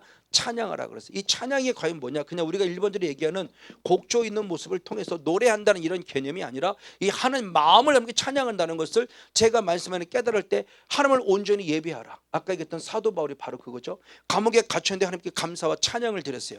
하나님께 온전히 예배하는 삶이죠. 이게 공동체 우리 삶의 예배입니다. 그래서 로마서 우리 잘 알고 있는 12장 1절의 말씀 한번 같이 보겠습니다. 로마서 12장 1절. 자, 같이 한번 읽습니다. 시작. 그러므로 형제들아 내가 하나님의 모든 자비하심으로 너희를 권하노니 너희 몸을 하나님이 기뻐하시는 거룩한 산 제사로 드리라. 이는 너희의 드릴 영적 예배니라. 우리의 몸, 인격입니다. 지정의 몸. 단순히 육체의 이 몸이 아니라 이 몸을 통해서는 지정의 주신 거룩한 인격, 우리의 몸을 하나님이 기뻐하시는 산 제사로 드려라. 이것이 너희의 드릴 무엇이라 영적 예배니라 그랬습니다. 그 영에 대한 부분에 무슨 푸뉴마 로마서 4장에 있는 푸뉴마의 개념이 아니라는 것을 말씀을 드렸어요. 이게 실제적인 삶입니다. 로기코스라는 원어가 로고스라는 원어에서 나온 단어예요. 그러니까 말씀에 근거한 진정한 예배를 드리는데 이 삶의 예배, 우리를 주는 삶의 예배. 그럼 이 삶의 예배가 되려면 공동체라는 모여지는 예배가 되지 않고는 어려워요. 오늘도 지금 이제 몇몇 목사님들을 만나고 왔을 때 코로나로 인해서 각 교회마다 생겨지는 문제점에 대한 부분을 얘기를 해주는 거예요. 처음에는 권사님들이 목사님 못 나가서 어떡하죠? 나가야 되는데 그런데 놀라운 얘기 들은 겁니다. 나가야 되는데 나중에 알고 보니까 주일날 딴 데 놀러 갔어요. 코로나 때문에 교회는 못 오는데 코로나 영향을 이기고 나가서는 놀고 있어요. 주일날. 나중에 알고 보니까. 이게 오늘 우리 크리스찬들의 모습이에요. 아니 코로나 때문에 교회 가는 거 죽을까 싶어서 교회도 안 오면서 왜 나가 놀아요? 거기는 교회보다 사람이 더 많은데. 스스로 모순에 빠지고 있어요. 스스로 안티 크리스찬이 되고 있어요. 내가 크리스찬이면서 안티 크리스찬이 되고 있어요. 내가 기독교인이면서 스스로 기독교를 욕하고 있다고요. 나는 그렇게 안 살면서. 아니 교회 가면 코로나 때문에 감염될까 봐 전염될까 봐 교회 가지마 그래놓고 자기는 막상 나가 놀아요. 지금 거룩한 주의 날 예배 안 드리고. 그리고 온라인으로 드렸어요. 온라인 켜놓기만 했지 뭘 들어요. 듣기는 무슨 설교냐 설교 내용도 모르는데, 오늘 목사님의 본문은 어디 설교 내용도 모르는데 그냥 이것만 틀어놓고 있지 전혀 신경 안 쓴 거, 예배 안 드린 거예요. 그냥 핸드폰만 켜놓고 있는 거지. 이게 원래 현실이라는 얘기를 듣고 야 이거 참 보통 문제가 아니구나. 삶의 예배도 안 되고요, 공동체 예배도 안 되고. 그러니까 삶의 예배가 들으면 공동체 예배가 되는데 공동체 예배가 깨져버리니까 삶의 예배도 안 되는 거예요. 이거 좀 충격적인 얘기잖아요. 맞습니다. 바로 그런 부분 속에서 주님이 우리들에게 말할 때, 그래서 요한복음 4장 23절 24절 그렇게 표현했죠. 요한복음 4장 23절 24절 두 절 말씀을 같이 보겠습니다. 하나님은 예배하는 자를 찾는다고 그랬어요. 그래서 23절 마지막의 말씀은 이렇게 자기에게 예배하는 자를 찾으시느라. 그러면서 하나님은 영이시니 예배하는 자가 신령과 진정으로 예배할지니라. 공동체에 모여지는 예배, 경배 예배이고, 로마서 12장 1절은 흩어진 삶의 예배, 우리 몸을 하며 기뻐하는 거룩한 산자들은 바로 진정한 예배. 맞아요. 자, 그러면 진짜 구원의 확신을 가진 자가 갖는 첫 번째 열매가 뭐냐? 예배예요. 그러니까 진짜 내게 은혜가 임했다, 진짜 내가 구원의 확신을 가졌다 했을 때 가장 먼저 될 수 있는 게 예배예요. 아까 저희 성도님 좀 얘기한 대로 그분은 오직 예배예요. 직장에 가도 오직 예배, 예배 신경쓰, 예배 생각에 사로잡혀 있는 거예요. 직장에 가도 그 직장에 돌아오면 집에서 또 온전히 예배. 그러니까 그분은 새벽 예배가 기다려지고요, 수요 예배가 기다려지고, 금요 예배가 기다려지고, 주일 예배가 기다려지는 거예요. 하나님을 인격적으로 만나고 싶어서. 그분의 고백이, 아니 남편의 고백이에요. 남편 옆에서 보고 있는 남편 얼마나 멋있습니까? 바로 이 삶의 예배, 이게 하나님을 진정 찬양하는 감사의 고백 가운데 감사가 표현될 첫 번째 모습이 바로 예배라는 겁니다. 왜? 로마서 4장의 말씀에 사마리아 여인과 주님과 인격적인 만남이 있죠. 그 인격적인 만남이 있을 때 가장 먼저 관심 갖는 게 뭐 예배예요. 그러니까 이 여인을 통해서 보니까 예수님을 선자로 했던 그가 나중에 그리스도로 알게 되는데, 그 선자로 그리스도로 아는 순간에 그가 갖는 첫 번째 관심이 예배예요. 그래서 진짜 은혜 있는 사람은 예배예요. 그건 저도 신도 경험해 봤어요. 제가 부목사로 있을 때 한 할머니가 예수를 믿게 됐어요. 뒤늦게 예수를 믿은 거예요. 할머니 예수 믿고 보니까 너무너무 좋은 거니까 목사님 또 없어요. 그래서 주일 예배 드리던 그분 때문에 주일 오후 예배가 생겼어요. 오후 예배 오후 2시에 할머니 할아버지만 한 3, 40명 정도 드리는 예배가 생겼어요. 그리고 더 하나가 또 없어요. 수요 예배 있어요. 또 없어요. 금요 예배가 있어요. 또 없어요. 새벽 예배 있어요. 왜 이제서야 그걸 얘기해 주냐고 막 그냥 화를 내는 거예요. 왜? 그분은 너무너무 예배를 막 드리고 싶은 거예요. 구원에 너무너무 감사하니까 또 예배 없냐고, 새벽 예배 있다고, 왜 이제서야 그 좋은 걸 이제서야 얘기해 주냐고 막 화를 낼 정도로. 맞아요. 진짜 은혜가 있다 없다 보면 딱 알아요. 아, 저번에 그 은혜가 임했구나. 벌써 예배를 안 빠지는 거 보면 은혜가 임한 거예요. 근데 한 번 두 번 빠진다? 아마 은혜가 떨어지고 있구나. 하나님의 나라가 사라져가고 있구나. 소멸되고 있구나. 성령이 소멸되고 있구나. 금방 알 수 있다는 겁니다. 뭐 이거는 뭐 변명할 뭐 가지가 없어요. 어쨌든 맞습니다. 바로 이런 모습 안에서 주님께 온전히 드려질 모습이 있을 때, 근데 예배 개념을 가지는 건 좋았는데 잘못된 예배 개념을 가지고 계시면 고쳐주시죠. 그 사마리아 여인에게. 그럼 어떤 예배를 드리냐? 어디서 예배를 드리는 장소의 개념을 가지고 있을 때, 아니면 장소가 아니라 대상이 중요하다고 얘기를 해주죠. 자, 요한복음 4장 20절, 21절, 22절 한번 두 절 말씀을 같이 보겠습니다. 요한복음 4장 21절, 22절 시작. 예수께서 가라사대 여자여 내 말을 믿으라. 이 산에서도 말고 예루살렘에서도 말고 너희가 아버지께 예배할 때가 이르니라. 아멘. 너희는 알지 못하는 걸 예배하고는 아는 걸 예배하노니 이는 구원이 유대인함이라. 아멘. 그러니까 예배의 대상인 아버지를, 하나님을 얘기합니다. 그러면 하나님을 알고 예배하는 자와 알지 못하고 예배하는 자에게 다르다. 알고 예배하는 자는 뭐가 있고 구원이 있고, 알지 못하고 예배하는 자에게는 예배는 드리는 것 같지만 구원이 없다는 거죠. 그래서 수없이 지금 많이 강조하고 많이 얘기를 하죠. 창세기 12장부터 14장까지는 아브라함, 15장 이후에 아브라함은 차원이 다르다. 12장부터 14장까지 아브라함은 예배는 드렸지만 아직 구원받지 못했다. 15장에 가서 구원받았다. 14장에 11절까지 드렸지만 아직 구원받지 못했어요. 하나님이 안 놓치고 끝까지 붙잡고 있는 게 감사한 거죠. 그게 택하시고 부르시는 과정이죠.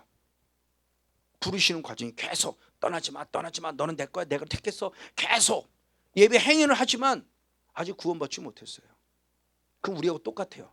지금도 현실 속에 예배 행위를 하지만 구원받지 못한 자가 그나마 교회를 나오니까 하나님이 아직도 안 놓친 게 감사한 것뿐이, 사탄에게 안 뺏긴 게, 그 때가 될 때 구원의 확신을 갖는 거죠.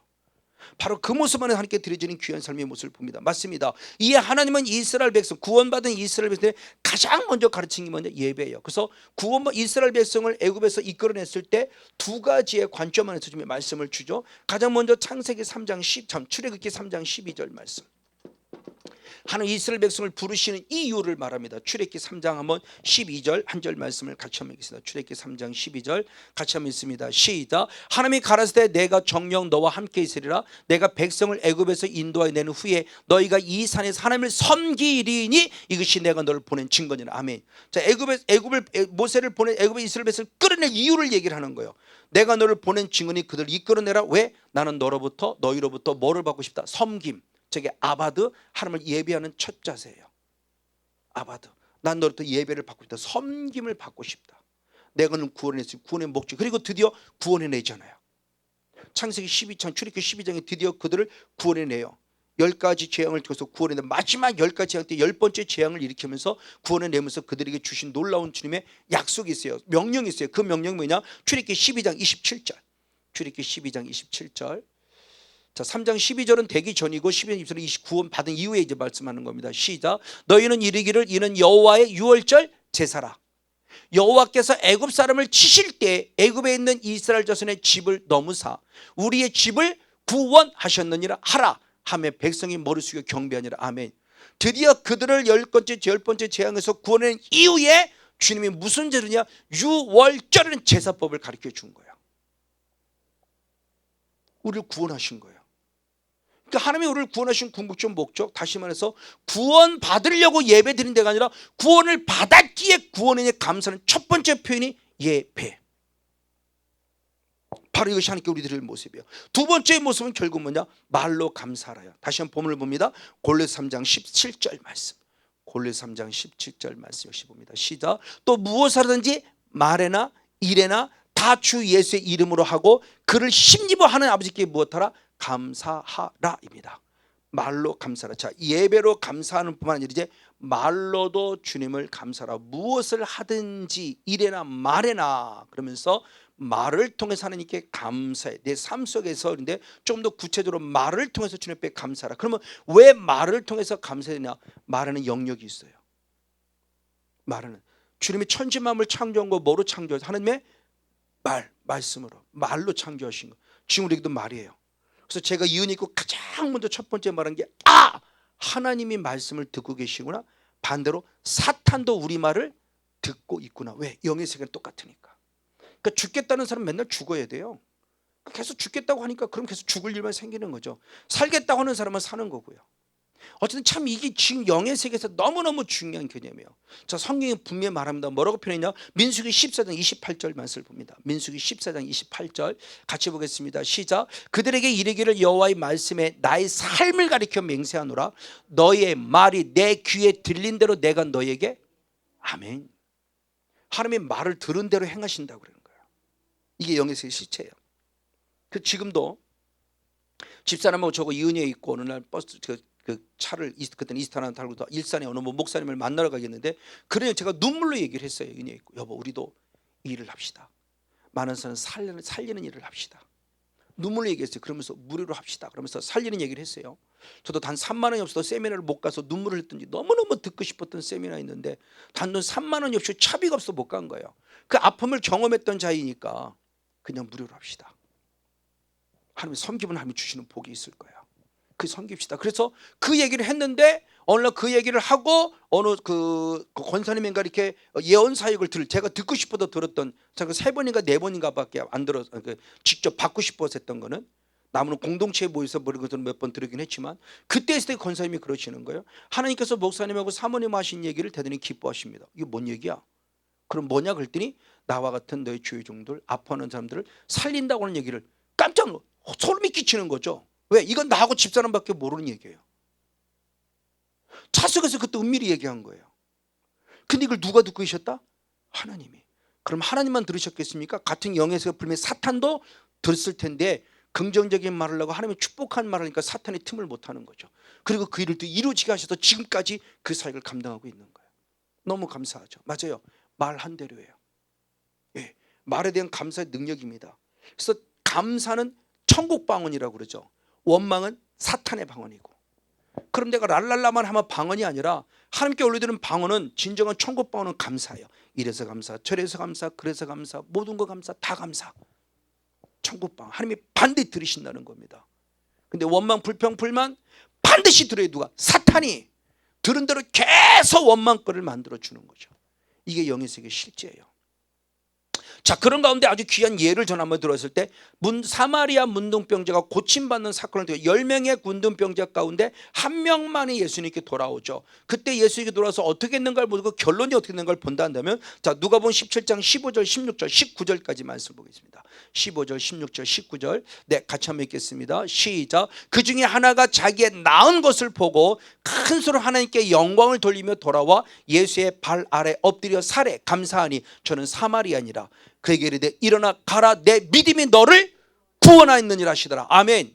자, 10명의 문둥병자 가운데 한 명만 돌아오는 겁니다. 나머지는 그냥 가는 육신의 군으로 끝났어요. 한 명만 하나님께 감사했어요. 감사 찬양 영광을 돌린 겁니다. 말을 통해서 예배하며 주님을 찬양하는 겁니다. 그때 주님 말합니다. 고맙다. 내 믿음이 너를 구원해. 영혼의 구원까지 얻었어요. 이 말에 대한 능력입니다. 우리나라 말에도 말 한마디로 몇을 얼마를 갚아요? 천냥빚을 갚는다고 그래요. 하나님께 똑같은 말이라 한다면 우리나라는 어떤 말을 해야 할 건데의 부분의 모습을 성경님을 맞이고 있습니다. 그래서 에베소 5장 4절의 말씀 이렇게 표현하고 있습니다. 에베소 5장 4절. 에베소 교회가 영적으로 어떤 분위기를 가지고 있었는지를 가르쳐 줍니다. 시작. 누추함과 어리석은 말이나 실용의 말이 마땅치 아니하니 돌이켜 무엇하는 말하라? 감사하는 말. 후메노와 알렉산더가 교회 영적 분위기를 확 깨트리는 말을 계속해 독한 말을 했어요. 그때 그 누추함, 어리석은 말, 실용하는 그러니까 영적 분위기를 확 깨트려 버린 거죠. 그래서 사도 바울을 통해서 에베소 교회 성도들에게 말하고 있는 겁니다. 뭐라고 표현하고 있냐? 무엇하는 말을 하라? 감사하는 말을 하라. 누추함이나 실용이나 어리석은 말, 독한 말 이런 말 하지 말고 하나님의 원하시는 감사하는 말을 하라고 말씀합니다. 맞습니다. 그래서 사도 바울은 베드로는 이 표현할 때 베드로전서 4장 11절 상반절 말씀만 보겠습니다. 이렇게 표현했습니다. 베드로전서 4장 11절 시작. 만일 누가 말하려면 무엇하는 거? 하나님의 말씀은 거나 그처럼. 그러니까 우리가 무슨 말을 하든지 항상 하나님의 말씀을 하는 것 같이. 그러면 하나님의 말씀을 해서 축복의 말이죠. 위로의 말이고 격려의 말이고 은혜의 말이고 능력의 말이고 축복의 말이에요. 그 이외의 말들은 하지 말고 무슨 말을 하든지 하나님의 말씀을 하는 것 같이 하라고 말하며 축복하는 말을 하고 그러는 거예요. 욥의 새 친구 같으면 안 돼요. 욥의 새 친구 틀린 말 했냐? 아니, 틀린 말 아니에요. 그럼 100% 맞냐? 또 맞는 말도 아니에요. 나름대로 자기 이치상 경험을 통해서 얘기할 때 네가 하나님께 뭔가 범한 죄가 있으니까 하나님 그랬지, 하나님이 쓸데없이 그랬겠냐라고 말해요. 맞아요. 어제 금요일 나눴지만 우리가 그 모습이에요. 중풍병자를 고칠 때 주님 병 고쳐주지 않습니다. 병 고치면 먼저 죄 문제부터 해결해 줍니다. 그 죄, 그 병의 원인이 결국 뭐냐? 죄라는 원인이 있었다는 걸 얘기를 해주는 거죠. 그럼 우리들도 분명히 원인의 모습이 욥과 같은 원인이 죄를 통해서 볼 수 있어요. 그럼 그것만이 정답이냐? 아니요. 로마서 요한복음 9장에 보면은 죄와 상관없이도 병이 들릴 수 있어요. 하나님의 영광을 위해서. 그러니까 함부로 정죄해서는 안 된다는 거죠. 근데 우리는 선악과를 먹었기 때문에 이 선악과를 먹어서 이 욥의 새 친구처럼 맨날 상대를 정죄. 네가 뭔가 하나님의 잘못행해서 그런 거라고 자꾸 이렇게 했는데, 아니요, 생명나무 선악과를 먹는 자가 아니라 생명나무를 먹은 자가 돼서 우리는 상대방을 살리는데 축복의 말을 해야 돼요. 그게 다윗이죠. 다윗은 많은 사람을 살리는 데 앞장섰어요. 늘 사람을 세우고. 그의 말에서는 항상 하나님의 말씀을 하는 것 같이 말한 말이었죠. 이게 우리의 말이에요. 똑같은 말이라도. 그렇죠? 상처받은 자에게 아픔 주지 말고 그를 세우고 위로 주고 축복해 주는 말을 해야 될 필요성에 대한 분을 말씀하는 맞습니다. 그래서 주님이 야고보 사도는 그렇게 표현했습니다. 야고보 3장 9절 10절. 야고보서 3장 9절 10절을 말씀 역시 있습니다. 시작. 이것으로 우리가 주 하나님 아버지를 찬송하며, 우리 입을 얘기입니다. 또 이것으로 하나님의 형상대로 지음받은 사람을 저주하느니 한 입으로 찬송과 저주가 나는도다. 내 형들, 이것이 마땅치 아니하다. 이 입으로 찬송과 저주가 나서 하나님을 찬양하는데 저 사람은 저주예요. 그렇죠? 하나님을 찬양합니다. 그러고 가면 남편을 욕하고 아내를 욕하고 성도를 욕하고 누군가를 잘못했다고 그러고 막 끊임없이 원망 불평 불평. 하나님 이걸 원하지 않는다. 한 입으로 어떻게 찬송과 저주가 날 수 있느냐? 그럴 수 없다라는 거예요. 그 야고보서는 오직 우리 입술은 하나님의 말씀을 하는 것 같으면서 찬양과 감사와 기도의 말을 해야 될 필요성에 대한 부분을 지금 강조하고 있는 겁니다. 맞습니다. 그래서 아까 사도 바울이 말하기를 에베소 5장 6절 7절 두 절 말씀을 통해서 뭐라고 표현했냐? 그 자리를 떠나라고 그래요. 원망의 자리. 자, 에베소 5장 6절 7절 시작. 누구든지 헛된 말로 너희를 속이지 못하게 하라. 이를 인하여 하나님의 진노가 불순종하는 아들들에게 임하나니 그러므로 저희와 함께 참여하는 자가 되지 말고 떠나라는 거죠. 그들과 함께 동참하니까 공범죄가 되지 말라는 거예요. 공범죄가. 그래서 제가 그런 얘기를 많이 했죠. 저희 친구에게, 친구 목사에게 한 이렇게 어떤 그런 메일이 왔어요. 그 메일이 왔는데 지금 하루 돼서 그 목사님, 미국에 있는 유명한 목사님, 영성하시는 분이에요. 그 영성하시는 분이 올린 글을 우리 한국어로 풀어서 지금 막 돌리고 있는 내용인데 그런 내용입니다. 어느 이제 목회자 모임에 갔어요. 어느 목회자 모임인데 하나님의 책망을 들었다는 겁니다. 어느 목회자 모임에 갔을 때 누군가가 그런 얘기를 했대요. 어떤 목사가 어떻지라고 했다는 겁니다. 그래서 막 그 목사님을 욕을 했다는 거예요. 그때 이 목사님 그래? 그냥 이것만 한 거예요. 인정한 것도 아니고 그래? 하고 이거 왜 들리니까 그래라고 반응했을 뿐이에요. 나는 그 목사는 한 번도 나쁘다고 얘기한 적도 없고 어떻게 그럴 수만 이런 것도 아닙니다. 그래? 라고 그냥 이 반응을 하고 왔는데 오늘 기도하는데 하나님이 그걸 책망하더라는 거예요. 이게 우리에게는 흠이에요. 죄까지는 아니잖아요. 근데 그 사람을 욕한 건 아니잖아요. 근데 그 소리를 듣고 그래? 라고 나는 동참했을 뿐이에요. 근데 주님은 그것마저도 원하지 않더라는 거죠. 그래? 라고 하는 부분도 원하지 않더라는 거예요. 그게 내 영적인 흠이 그 점이고 이게 흠이었어. 이게 주님한테 책망받고 철저히 회개했대요. 그래서 그 글을 올린 것을 제게 한번 줘서 제가 글을 보고 너무너무 감동받았어요. 이거구나. 주님이 이걸 원하지 않는구나. 그래는 한 말 때문에 하나님께 책망받았어요.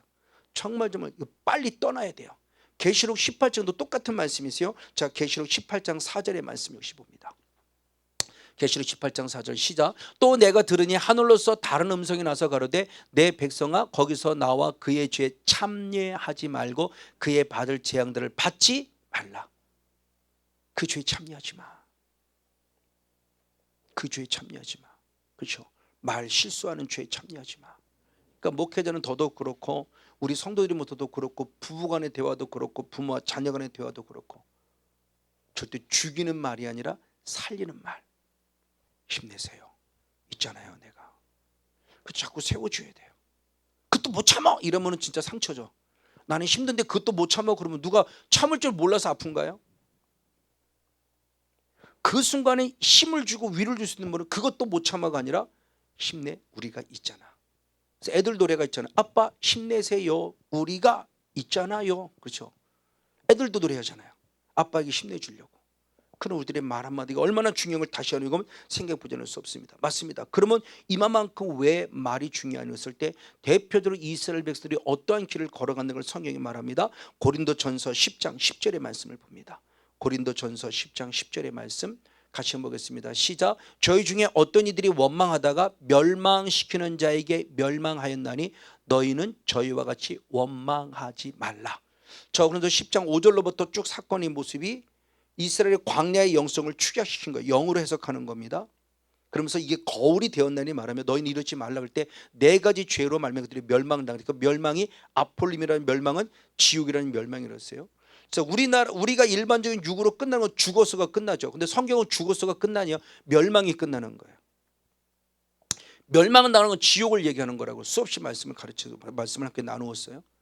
그때 원망했다는 것 때문에 멸망당했대요. 그러니까 원망 때문에 지옥 갔다는 얘기예요. 그럼 누가? 사단이 그런 거죠, 당연히. 그게 너무 중요한 모습이에요. 그러니까 이런 말씀들을 통해서 내가 어떤 말을 할 것인가. 특별히 감사주일을 맞이하는 부분도 있고 그런 주일이 아니라 할지라도 우리 일상적인 삶 속에서 예배를 통해서 감사할 뿐만 아니라 말을 통해서 감사를 온전히 표현할 수 있는 자. 자, 특별히 한번 제가 어떤 분에게 메시지를 하나 받아서 저희 교회에 올린 하나의 글이 있습니다. 한번 제가 이 글을 한번 읽어드리고 여기 한번 띄워드릴 겁니다. 한번 꺼볼까? 혹시 원하시는 분이 있으면 저때 메시지를 보내면 제가 한번 여러분들에게 있습니다. 자, 눈물로 사십시오. 제가 한번 읽어드립니다. 두 아이의 엄마가 세상을 떠났습니다. 대장암 4기 진단을 받고 종양을 제거하기 위해 2번의 수술을 받았습니다. 25차례 방사선 치료와 39번의 끔찍한 화학요법을 견뎌냈지만 죽음은 끝내 그녀를 앗아갔습니다. 36세의 나이로 세상을 떠난 두 아이의 엄마는 죽기 직전에 자신의 블로그에 이러한 말을 마지막 날을 남겼습니다. 살고 싶은 날이 참 많은데 저한테 허락되지 않네요. 내 아이들 커가는 모습도 보고 싶고 남편에게 못된 마누라가 되어 함께 늙어보고 싶은데 그럴 시간적 여유를 안 주네요. 죽음을 앞두고 그렇더라고요. 죽음을 앞두니 그렇더라고요. 매일 아침 아이들에게 일어나라고 서두르라고 이 닦으라고 소리소리 지르는 나날이 행복이었더군요. 딸 아이 머리도 따줘야 하는데 아들 녀석 잃어버린 레고의 어느 조각이 어디에 굴러 들어가 있는지 저만 아는데 앞으로 누가 찾아줄까요? 6개월 시한부 판정을 받고 22개월을 살았습니다. 그렇게 1년 보너스를 얻은 덕에 아들 초등학교 입학 첫날 학교에 데려다주는 기쁨을 누리고 떠날 수 있게 됐습니다. 녀석의 첫 번째 흔들거리던 아빠 이빨이 빠져 그 기념으로 자전거를 사주러 갔을 때는 정말 행복했습니다. 보너스 1년 덕에 30대 중반이 아니라 30대 후반까지 살고 가네요. 복부 비만이요, 늘어나는 허리둘레요, 그거 한번 가져봤으면 좋겠습니다. 휘어지는 머리카락이요, 그거 한번 뽑아왔으면 좋겠습니다. 그만큼 살아남는다는 얘기잖아요. 저는 한번 늙어보고 싶어요. 부디 삶을 즐기면서 사세요. 두 손으로 삶을 꽉 붙드세요. 여러분이 부럽습니다. 어느 두 엄마의 마지막 이야기. 집사람도 이걸 읽으면서 많이 감동이 됐다고 뭉클하고, 저 자신의 모습도 많이 그래요. 지금 저와 여러분의 삶이 지금 어떤 삶을 살고 있습니까? 6개월 산다고 하는데 22개월 산 것에 감사하고 있어요. 그때는 짜증나고 애들 깨우는 게 힘들었는데 그 깨웠던 그 시간들이 오히려 행복했다고 표현해요. 여러분의 삶의 눈은 무엇을 가지고 있습니까? 범사에 감사하십시오. 말로 감사를 표현해 주십시오. 사랑한다고 표현하고요, 옆에 있어서 고맙다고 표현해 주고요. 너무너무 중요한 영적 교훈을 주는 말씀입니다. 이분이 저는 예수를 믿는지 안 믿는지는 모르겠습니다만 이 글이 저한테 왔을 때 참 많은 감동을 제가 받을 수 있었습니다. 오늘 여러분의 똑같은 바로 그런 모습. 그래서 혹시라도 여러분이 만약 저에게 이런 메시지를 한번 복사해 주시오 그러면 제가 보내드릴게요. 개인적으로 메시지를 보내면 제가 보내도록 하겠습니다. 바로 이런 모습에서 어쨌든 우리가 하나님께 감사하는 모습으로 말로서 이렇게 영광 돌린 모습을 말씀해 주고 있습니다. 마지막 세 번째는 무엇으로 그런 감사를 표현해 드리냐? 자, 누가복음 5장 14절 한 절 말씀. 누가복음 5장 14절 한 절 말씀을 같이 보겠습니다. 같이 한번 읽습니다. 시작. 예수께서 저를 경계하시되 아무에게도 이르지 말고 가서 제사장에게 네 몸을 보이고 또 내 깨끗게 됨을 인하여 모세의 명한 대로 예물을 드려 저에게 증거를 하셨느니라. 아멘. 그렇죠. 오늘날 말하면 나병 환자. 그 나병 환자가 예수 그리스도를 통해서 치유받고 회복되어짐에 이미 구약의 모세를 통해서 명한 대로 그냥 하나님 감사합니다가 아니라 예물을 통해서 하나님께 감사를 표현하고 올려드리라 라고는 한 말씀을 통해서 우리가 말씀을 통해서 한번 살펴볼 수 있습니다. 맞습니다. 자, 이렇게 감사 예물을 드린다고 하는 것이 우리의 믿음의 한 표현이에요. 자, 히브리서 11장은 믿음장이죠. 그 믿음장 가운데 가장 첫 번째 등장하는 존재가 아벨인데, 이 아벨은 하나님께 어떠한 모습으로서 자기 자신의 믿음을 보여드리는가? 히브리서 11장 한번 4절의 말씀입니다. 히브리서 11장 4절 시작. 믿음으로 아벨은 가인보다 더 나은 제사를 하나님께 드림으로 의로운 자라 하시는 증거를 얻었느니라. 하나님이 그 예물에 대하여 증거하심이라. 저가 죽었으나 그 믿음으로써 오히려 말하느니라. 아멘. 자, 아벨은 하나님께 믿음을 표현해 드렸는데 어떻게 믿음을? 예물로 믿음을 표현해 드렸어요. 그러니까 각자가 다 달라요. 아브라함은 순종으로 예물을 표현해 드린 것처럼, 자, 각자가 믿음을 하나님께 보여드리면서 그 믿음 속에서 아벨은 예물을 통해서 가인보다 더 나은 제사. 그러면 예물의 양을 말하냐? 아니요. 그 예물을 드리는 질을 본 거예요. 믿음의 질. 양을 보는 게 아니에요. 1000만원을 드렸는데 주님 받냐? 아니요. 1억을 드리면 받냐? 아니요. 주님 과부의 두렵돈을 받으신 분이에요. 그걸 더 많다라고 표현했어요. 육의 조건으로 따지면 그게 무슨 만원의 두렵돈인데 우리나라 따지면 2,000원도 안 되는 돈이에요. 근데 그게 뭐가 많아요? 근데 주님은 그 예물을 많다고 받으셨다고요. 그러니까 하나님이 우리가 원하시는, 제가 여러분들이 헌금을 드리라는 개념으로 말해 내 삶이 하나님께 드리는 것을 얘기를 하는 거예요. 삶. 정말 온전히 있게 드려지는 삶을 얘기하는, 맞아요. 이 예물은 구원의 은혜에 대한 믿음의 표현이에요. 그걸 한 사람이 있으니 방금 얘기했던 과부의 두렵돈입니다. 누가복음 21장 3절 4절. 누가복음 21장 3절 4절 말씀 같이 한번 읽습니다. 시작.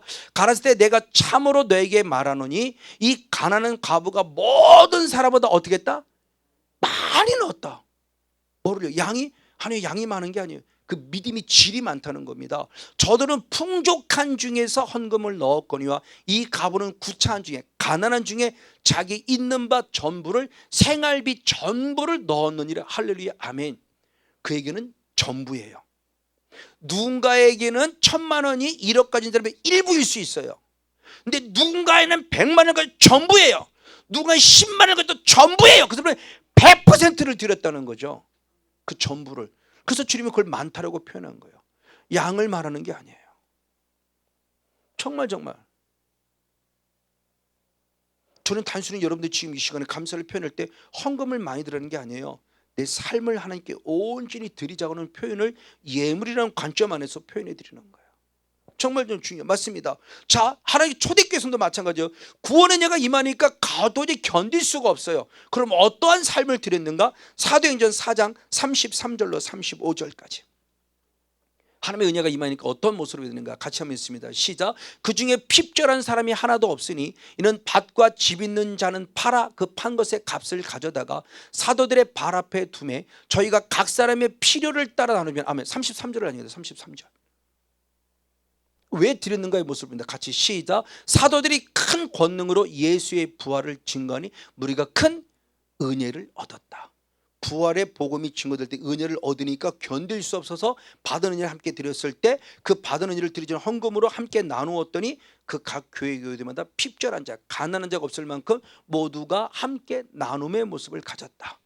그래서 저희 사랑의 교회도 정말 지금까지도 제 목회 초기부터 시작해서 지금까지 신학생 늘 성경을 묵상해요. 나는 구제, 장학,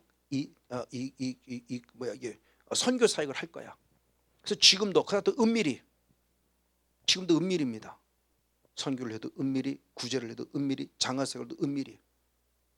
한 번은 박수 쳐주세요. 누구누구 나오세요. 박수 장학금 받으세요. 이러지 않았어요. 한 번도. 그것도 하나의 자존심 문제일 수 있어요. 누군가는 기뻐할 수도 있는 반면에 있지만 어떤 사람은 내가 왜 이걸 받으려고 자존심 상할 수도 있어요. 이게 표현되지 않고도 얼마나 줄 수 있잖아요. 그러니까 은밀히. 마치 저게 초대교회의 모습이에요. 부족하지만 저도 이 사명을 우리 사랑의 교회가 조그만 모습이지만 감당하고 있어요. 우리 성도들이 어려웠을 때, 가장 먼저 어려웠을 때 구제사역은 그렇게, 외배는 선교사역으로, 그리고 또 학생들을 향해서는 구제 장학사역으로 끊임없이 지금도 25년을 넘게 지금 계속 해오고 있는 거예요.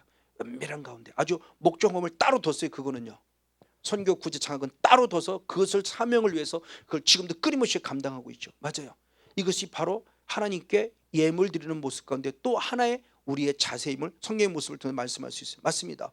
바로 이렇게 그런데 드려진 예물은 내가 드리는 것이 아니라는 겁니다. 성령의 감동에 의해 드려진 것이라고 성경이 말하고 우리는 그 순종했을 뿐이라는 거죠. 자, 출애굽기 35장 21절의 말씀을 봅니다. 출애굽기 35장 21절 시작. 무릇 마음이 감동된 자와 무릇 자원하는 자가 와서 성막을 짓기 위하여 그 속에서 쓸 모든 것을 위하여 거룩한 옷을 위하여 예물을 가져다가 여호와께 드렸다 하며, 누가 드리냐? 마음에 감동된 자, 자원하는 자, 성령의 감동. 그렇죠? 그래서 빌립보서 2장 13절의 말씀에 우리에게 일을 행하시는 여호와께서, 하나님께서 우리에게 소원을 주시고 일을 행하게 하신다. 그러니까 내가 한 거 아니에요. 그분께서 행하게 하셨고 나는 순종했을 뿐이에요. 일을 행하시는 분 누구예요? 하나님이에요. 나는 통로예요. 성건영 목사에게 그런 감동 줘서 나는 행했을 뿐이에요. 바로 이런 모습 안에서 우리가 지금 살아가는 모습 가운데 아주 중요한 영적 원리인데 성령의 감동에 순종한 거예요. 자, 이것의 존재가 중요한 모습이 느헤미야는 히스기야가 종교 개혁을 일으킬 때 똑같은 과정으로 종교 개혁을 일으켜요. 분명히 시간의 차이가 있는데 히스기야와 느헤미야가, 그러면 히스기야는 무엇이냐? 세 가지 그 종교 개혁을 일으키죠. 그 첫 번째가 뭐냐? 우상 숭배를 철폐하는 거예요. 그 두 번째가 예배 회복이에요. 히스기야는 유월절 회복, 느헤미야는 안식일 회복. 세 번째가 뭐냐? 예물의 회복이에요. 이게 종교 개혁의 마지막이에요. 마지막 클라이막스. 자, 느헤미야를 통해서 하나님이 어떻게 일하셨는가? 느헤미야 10장 35절 37절 39절. 느헤미야 10장 35절 37절 39절 같이 한번 읽습니다. 시작. 해마다 우리 토지소산의 만물 첫 열매 각종 나무의 첫 열매를 여호와의 전에 드리기로 하였고, 아멘. 곧 이스라엘 자손과 레위 자손이 거제로 드린 바 곡식과 새 포도주와 기름을 가져다가 성수의 기명을 두는 골방 곧 섬기는 제상들과 및 문지기들과 노래하는 자들이 있는 골방에 둘 것이라. 그래 우리가 우리 하나님 여호와의 전을 버리지 아니하리라. 아멘. 하나 빠졌는데 37절 말씀.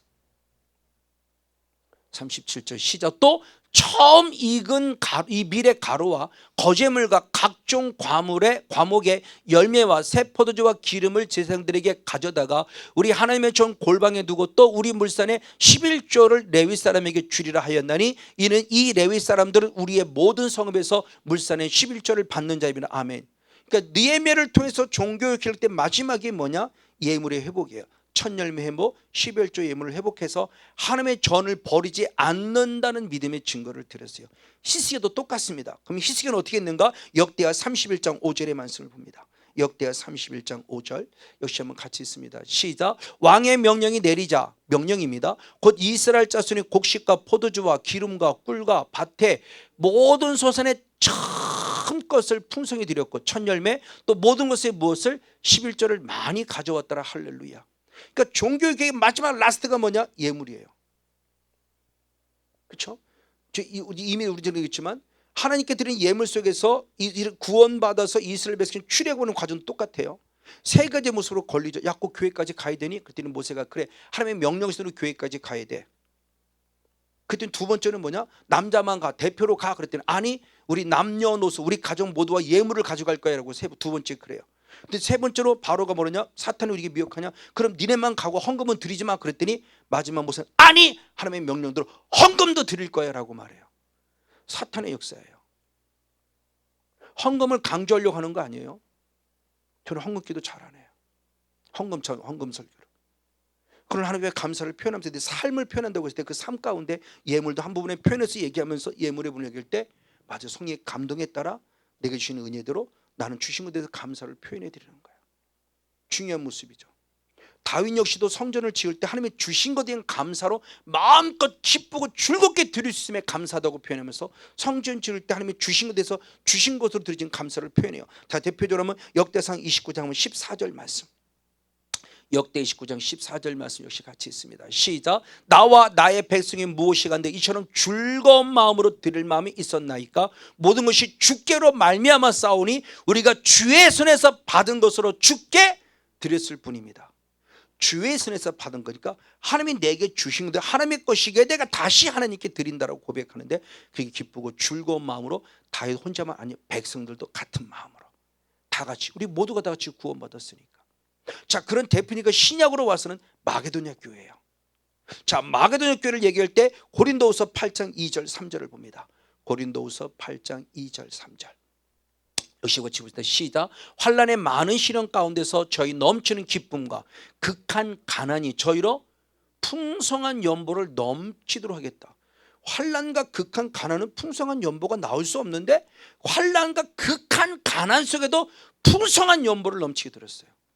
그 부분의 모습, 순종의 모습, 이런 열매를 지금 맺었다는 모습을 때 이 마게도냐 교회가 바로 그런 모습을 봅니다. 근데 마게도냐 교회 헌금 드린 예물의 개념을 단순히 헌금 드렸다는 개념이 아니에요. 저는 이걸 강조하고 싶은 거예요. 자, 그 말씀을 살펴보니까 고린도후서 8장 5절이 그렇게 고백했어요. 고린도후서 8장 5절을 봅니다.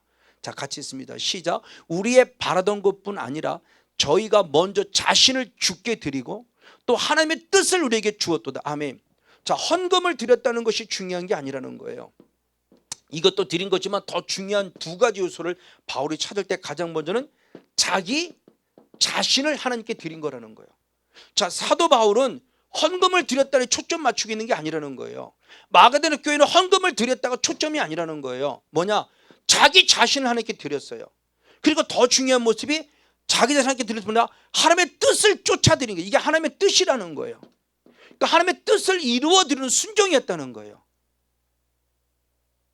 자, 이게 대단히 중요해요. 특별히 자기 자신을 드렸다는 게 너무너무 중요한 모습이, 저는 이것을 창세기 4장 5절 6절의 말씀을 통해 보겠습니다. 창세기 4장 4절 5절. 창세기 4장 4절 5절. 자, 같이 한번 봅니다. 시작. 아벨은 자기도 양의 첫 새끼와 그 기름으로 드렸더니 여호와께서 아벨과 그 제물을 연락하셨으니 가인과 그 제물은 연락하지 아니하신지라 가인이 심히 분하여 안색이 변했다. 아멘. 중요한 얘기를 했어요.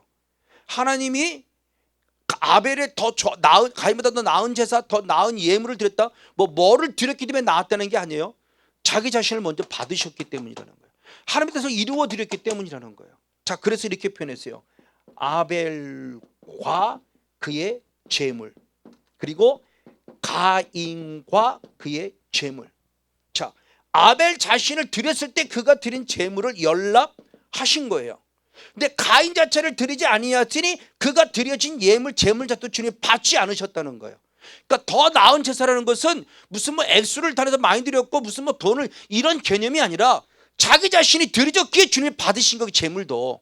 그러니까 자기 전부를 드렸다고 아까 과부했더니 자기 자신에게 드린 거예요. 전부를. 그러니까 그에 드린 제물이 가장 많다고 말하면 주님 받으셨다는 거예요. 그러니까 나를 드리지 않으면 쓸모가 없는 거예요. 이게 내 몸을 드렸다는 거. 몸. 이게 인격, 지정의. 내 인격을 드린 거예요. 지정의. 그러니까 나를 드리지 않으면 그 예물 수억을 드렸어도 아무 소용없어요. 저는 지금 여러분에게 헌금 드리라는 개념으로 말씀드리는 게 아니에요. 내 삶을 드리라는 거예요. 삶. 나 자신을 드리라는 거예요. 마음을 다하고 목숨을 다하고 힘을 다해 드리라고 했잖아요. 근데 나는 하나도 안 드려요. 지금도 혹시 여기 완전 생각은 딴 데가 있어요. 집에 가 있고 누구 생각, 내일은 뭔 날이고 순 여기에 빠졌으면 몸만 와 있을 때 하나님이 받으신 게 아니란 말이에요. 시간도 아깝고 괜히 물질만 아까운 거예요. 그러니까 하나님이 주신 감동에 따라 자원하여 드려진 모든 말씀이 히스기야를 통해서 느헤미야를 더 종교의 계획으로 말미암고 원하는 게 과연 무엇이냐. 다윗이 하는 게 감사한데 이 원하는 게 결국은 뭐냐. 자기 자신을 아낌없이 드린 거예요. 그러니까 그가 드린 예물도 받으시고 반드시 내가 안 드려지니까 그가 드린 제물도 받지 않으셨다는 거예요. 이게 하나님의 뜻을 이루어드리는 순종이라는 거예요. 그러니까 마게도냐 교회가 칭찬받는 게 바로 그거죠. 그 풍성한 예물은 액수가 많다는 게 아닙니다. 과부의 두 랩돈처럼 가난하고 극심한 가난 속에 있는 그들이 전부였을 거라는 거예요. 근데 고린도 교회는 돈이 많잖아요. 부자잖아요. 근데 안 드리는 거예요. 그리고 책망을 위해서 지금 마게도냐 교회를 얘기하는 게 고린도서 8장과 9장의 사건이에요. 저 너무너무 중요한 말씀 맞습니다. 바로 이런 모습들입니다. 바로 그런 대표적인 존재가 누구냐? 아나니아와 삽비라예요. 자, 사도행전 5장 3절 4절. 사도행전 3, 아까 사도행전 4장에 하나님의 은혜를 받으니까 자기들을 전부 다 들여서 핍절한 자가 없게 만들었다고 그랬잖아요. 근데 아나니와 삽비라 역시 성령의 감동이 있었어요. 근데 반응이 어떻게 했냐? 자, 3절 4절 있습니다. 시작. 베드로가 가로되 아나니아야 어찌하여 사탄이 네 마음에 가득하여 내가 성령을 속이고 땅값 얼마를 감추었느냐. 땅이 그들이 있을 때에는 내 땅이 아니며 판 후에도 내 임의로 할 수가 없더냐. 어찌하여 이 일을 내 마음에 두었느냐. 사람에게 거짓말한 것이 아니요 하나님께로다. 아멘. 자, 이것도 중요한 모습이에요. 아나니아와 부부예요. 삽비라. 자, 바나바를 비롯한 이스라엘 백성들이 성령의 감동을 통하여 하나님께 지금 예물을 드리는 겁니다. 자신의 삶을 드리는 거죠. 그래서 성령의 감동이 왔어요. 아나니아 삽비라도 드려야지 그랬는데 드려야지가 아니라 전부가 아닌 거예요. 일부를 드렸어요. 주님은 전부를 원했는데. 그리고 베드로 앞에 가서 왜? 당연히 칭찬받을 거 생각해요. 왜? 꽤 많은 양이니까. 유괴 조건으로 뭐 양으로 보면 많은 양이니까 당연히 칭찬받을 생각했는데 하나님이 갑자기 베드로에게 투시의 영을 부어주신 겁니다. 그래서 중요한 말씀하셨죠. 사탄이 누가요? 사탄이 네 마음에 무엇하여 가득하다. 다시 말하면 사탄에 충만해서 결국 누구를 속였다? 성령을. 근데 더 나아가 보니 이게 결국 누구를 속인 것이다? 하나님. 그 예물 하나하나가요. 이게 너무너무 중요한 부분이에요. 예물 하나가. 그러니까 우리는 그냥 목사는 성목사는 아니 저는 절대 너무 헌금 설교를 하는 저 문제죠. 자, 근데 저는 이 감사된 표현 속에서 단순히 예물이라는 개념을 말하는 게 아니에요. 예배로 감사하고 그리고 말로 감사를 하되 내 삶을 통해서 나 자신을 드리라는 거예요. 그러면 아나니아와 삽비라 자신이 드려지지 않은 거잖아요. 양으로 따지면 얼마인지 모르지만 그 얼마도 주님이 안 받으셨겠습니까? 요것만 드리고 있으면 그 예물도 받으셨을 거예요. 근데 이미 이 자체가 안 받아. 왜? 사탄에 의해서 성령을 속였고 하나님을 거짓말해서 나 자신을 드리지 않는데 그가 드린 예물도 드리지 않고 주님이 그 모습을 통해서 초대교회 백성들에게 성도들에게 큰 교감을 주셨죠. 감사. 어떻게 감사해야 될까요? 우리들의 삶입니다. 늘 감사하십시오. 예배로 감사하고 삶에서 감사하고 그리고 말로 감사를 표현해 드리고요. 구원받은 거 너무너무 감사해서 남편에도 고마워요. 여보 있어서 고마워요. 감사해요. 맞아요. 그 남편마저 없으면 난 어떡할 거예요. 남편이 그나마 있으니까 내가 그래도 뭔가 견딜 어떤 그런 언덕이라도 있으니까 얼마나 좋아요. 그 옆에 있는 것만도 감사하잖아요. 그러니까 이런 감사를 찾아서 감사하자는 맞습니다. 이에 마귀는 구원받은 이스라엘 백성들에게 남자만 대표로가 삶을 섬기되 예물을 드리지 못하도록 집요하게 공격하나 모세는 남녀노소가 섬길 것이라며 예물도 드린다고 선포합니다. 조금 전에 말씀드린 출애굽기 10장 24절 26절 그리고 9절 9절의 말씀을 나중에 보겠습니다. 24절 26절 먼저 보고 같이 하면 있습니다. 시작. 바로가 모세를 불러서 이르되 너희는 가서 여호와를 섬기되 너희 양과 소는 머물러 두라. 지금 하는 예물은 머물러 두라. 예물은 가져가지 말고 너희 어린 것에 너희와 함께 가라. 네 애들까지 다 데리고 가라. 그때 26절에 아니 우리의 생축도 우리와 함께 갈 것이다. 한 마리도 남기지 않을 것이다. 이는 우리가 그 중에서 취하여 우리 하나님 여호와를 섬길 것이며 또 우리가 거기 이르기까지는 어떤 것으로 여호와를 섬길지 알지 못하면 아멘. 그러니까 예물을 이거 아무것도 가져가지 마. 아니 다 가져갔다. 하나님이 뭘 들을지 몰라. 양을 원하는지 염소를 원하는지 소를 원하는지 뭐는지 몰라요. 그러니까 이미 우리는 그들 모든 걸 준비했으니 감동에 따라 드리겠다는 거죠. 이게 사단의 방법이에요. 그랬더니 9절의 말씀을 같이 봅니다. 시작. 모세가 그러되 우리가 여호와 앞에 절기를 지킬 것인즉 우리가 남녀노소도 물론이고 무엇도 우양도 예물도 데리고 가겠나이다. 할렐루야. 근데 사단은 그걸 방해해요.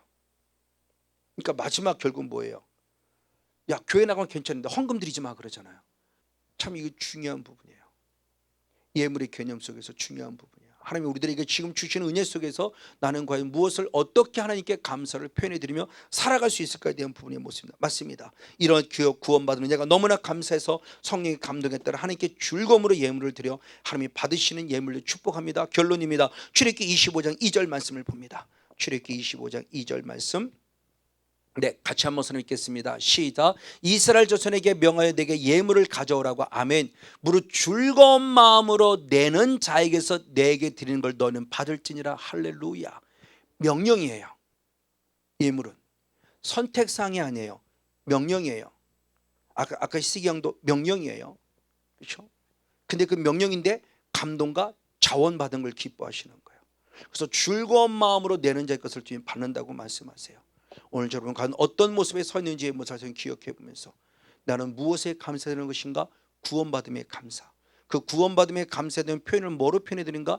예배를 통해서 감사를 표현해 드리고 말을 통해서 감사를 표현해 드리고 내 삶을 통해서 감사를 표현해 드리는데 자그마한 한 부분이 있지만 나 자신을 하나님께 드리되 그것을 통해 드린 예물도 연락받은 자가 되어서 하늘의 신령한 복과 땅의 기름진 복을 마음껏 받아 누리는 성령 충만한 영적 주인공 우리 모두가 되어지기를 예수님의 이름으로 간절히 축복하고 축원을 드립니다.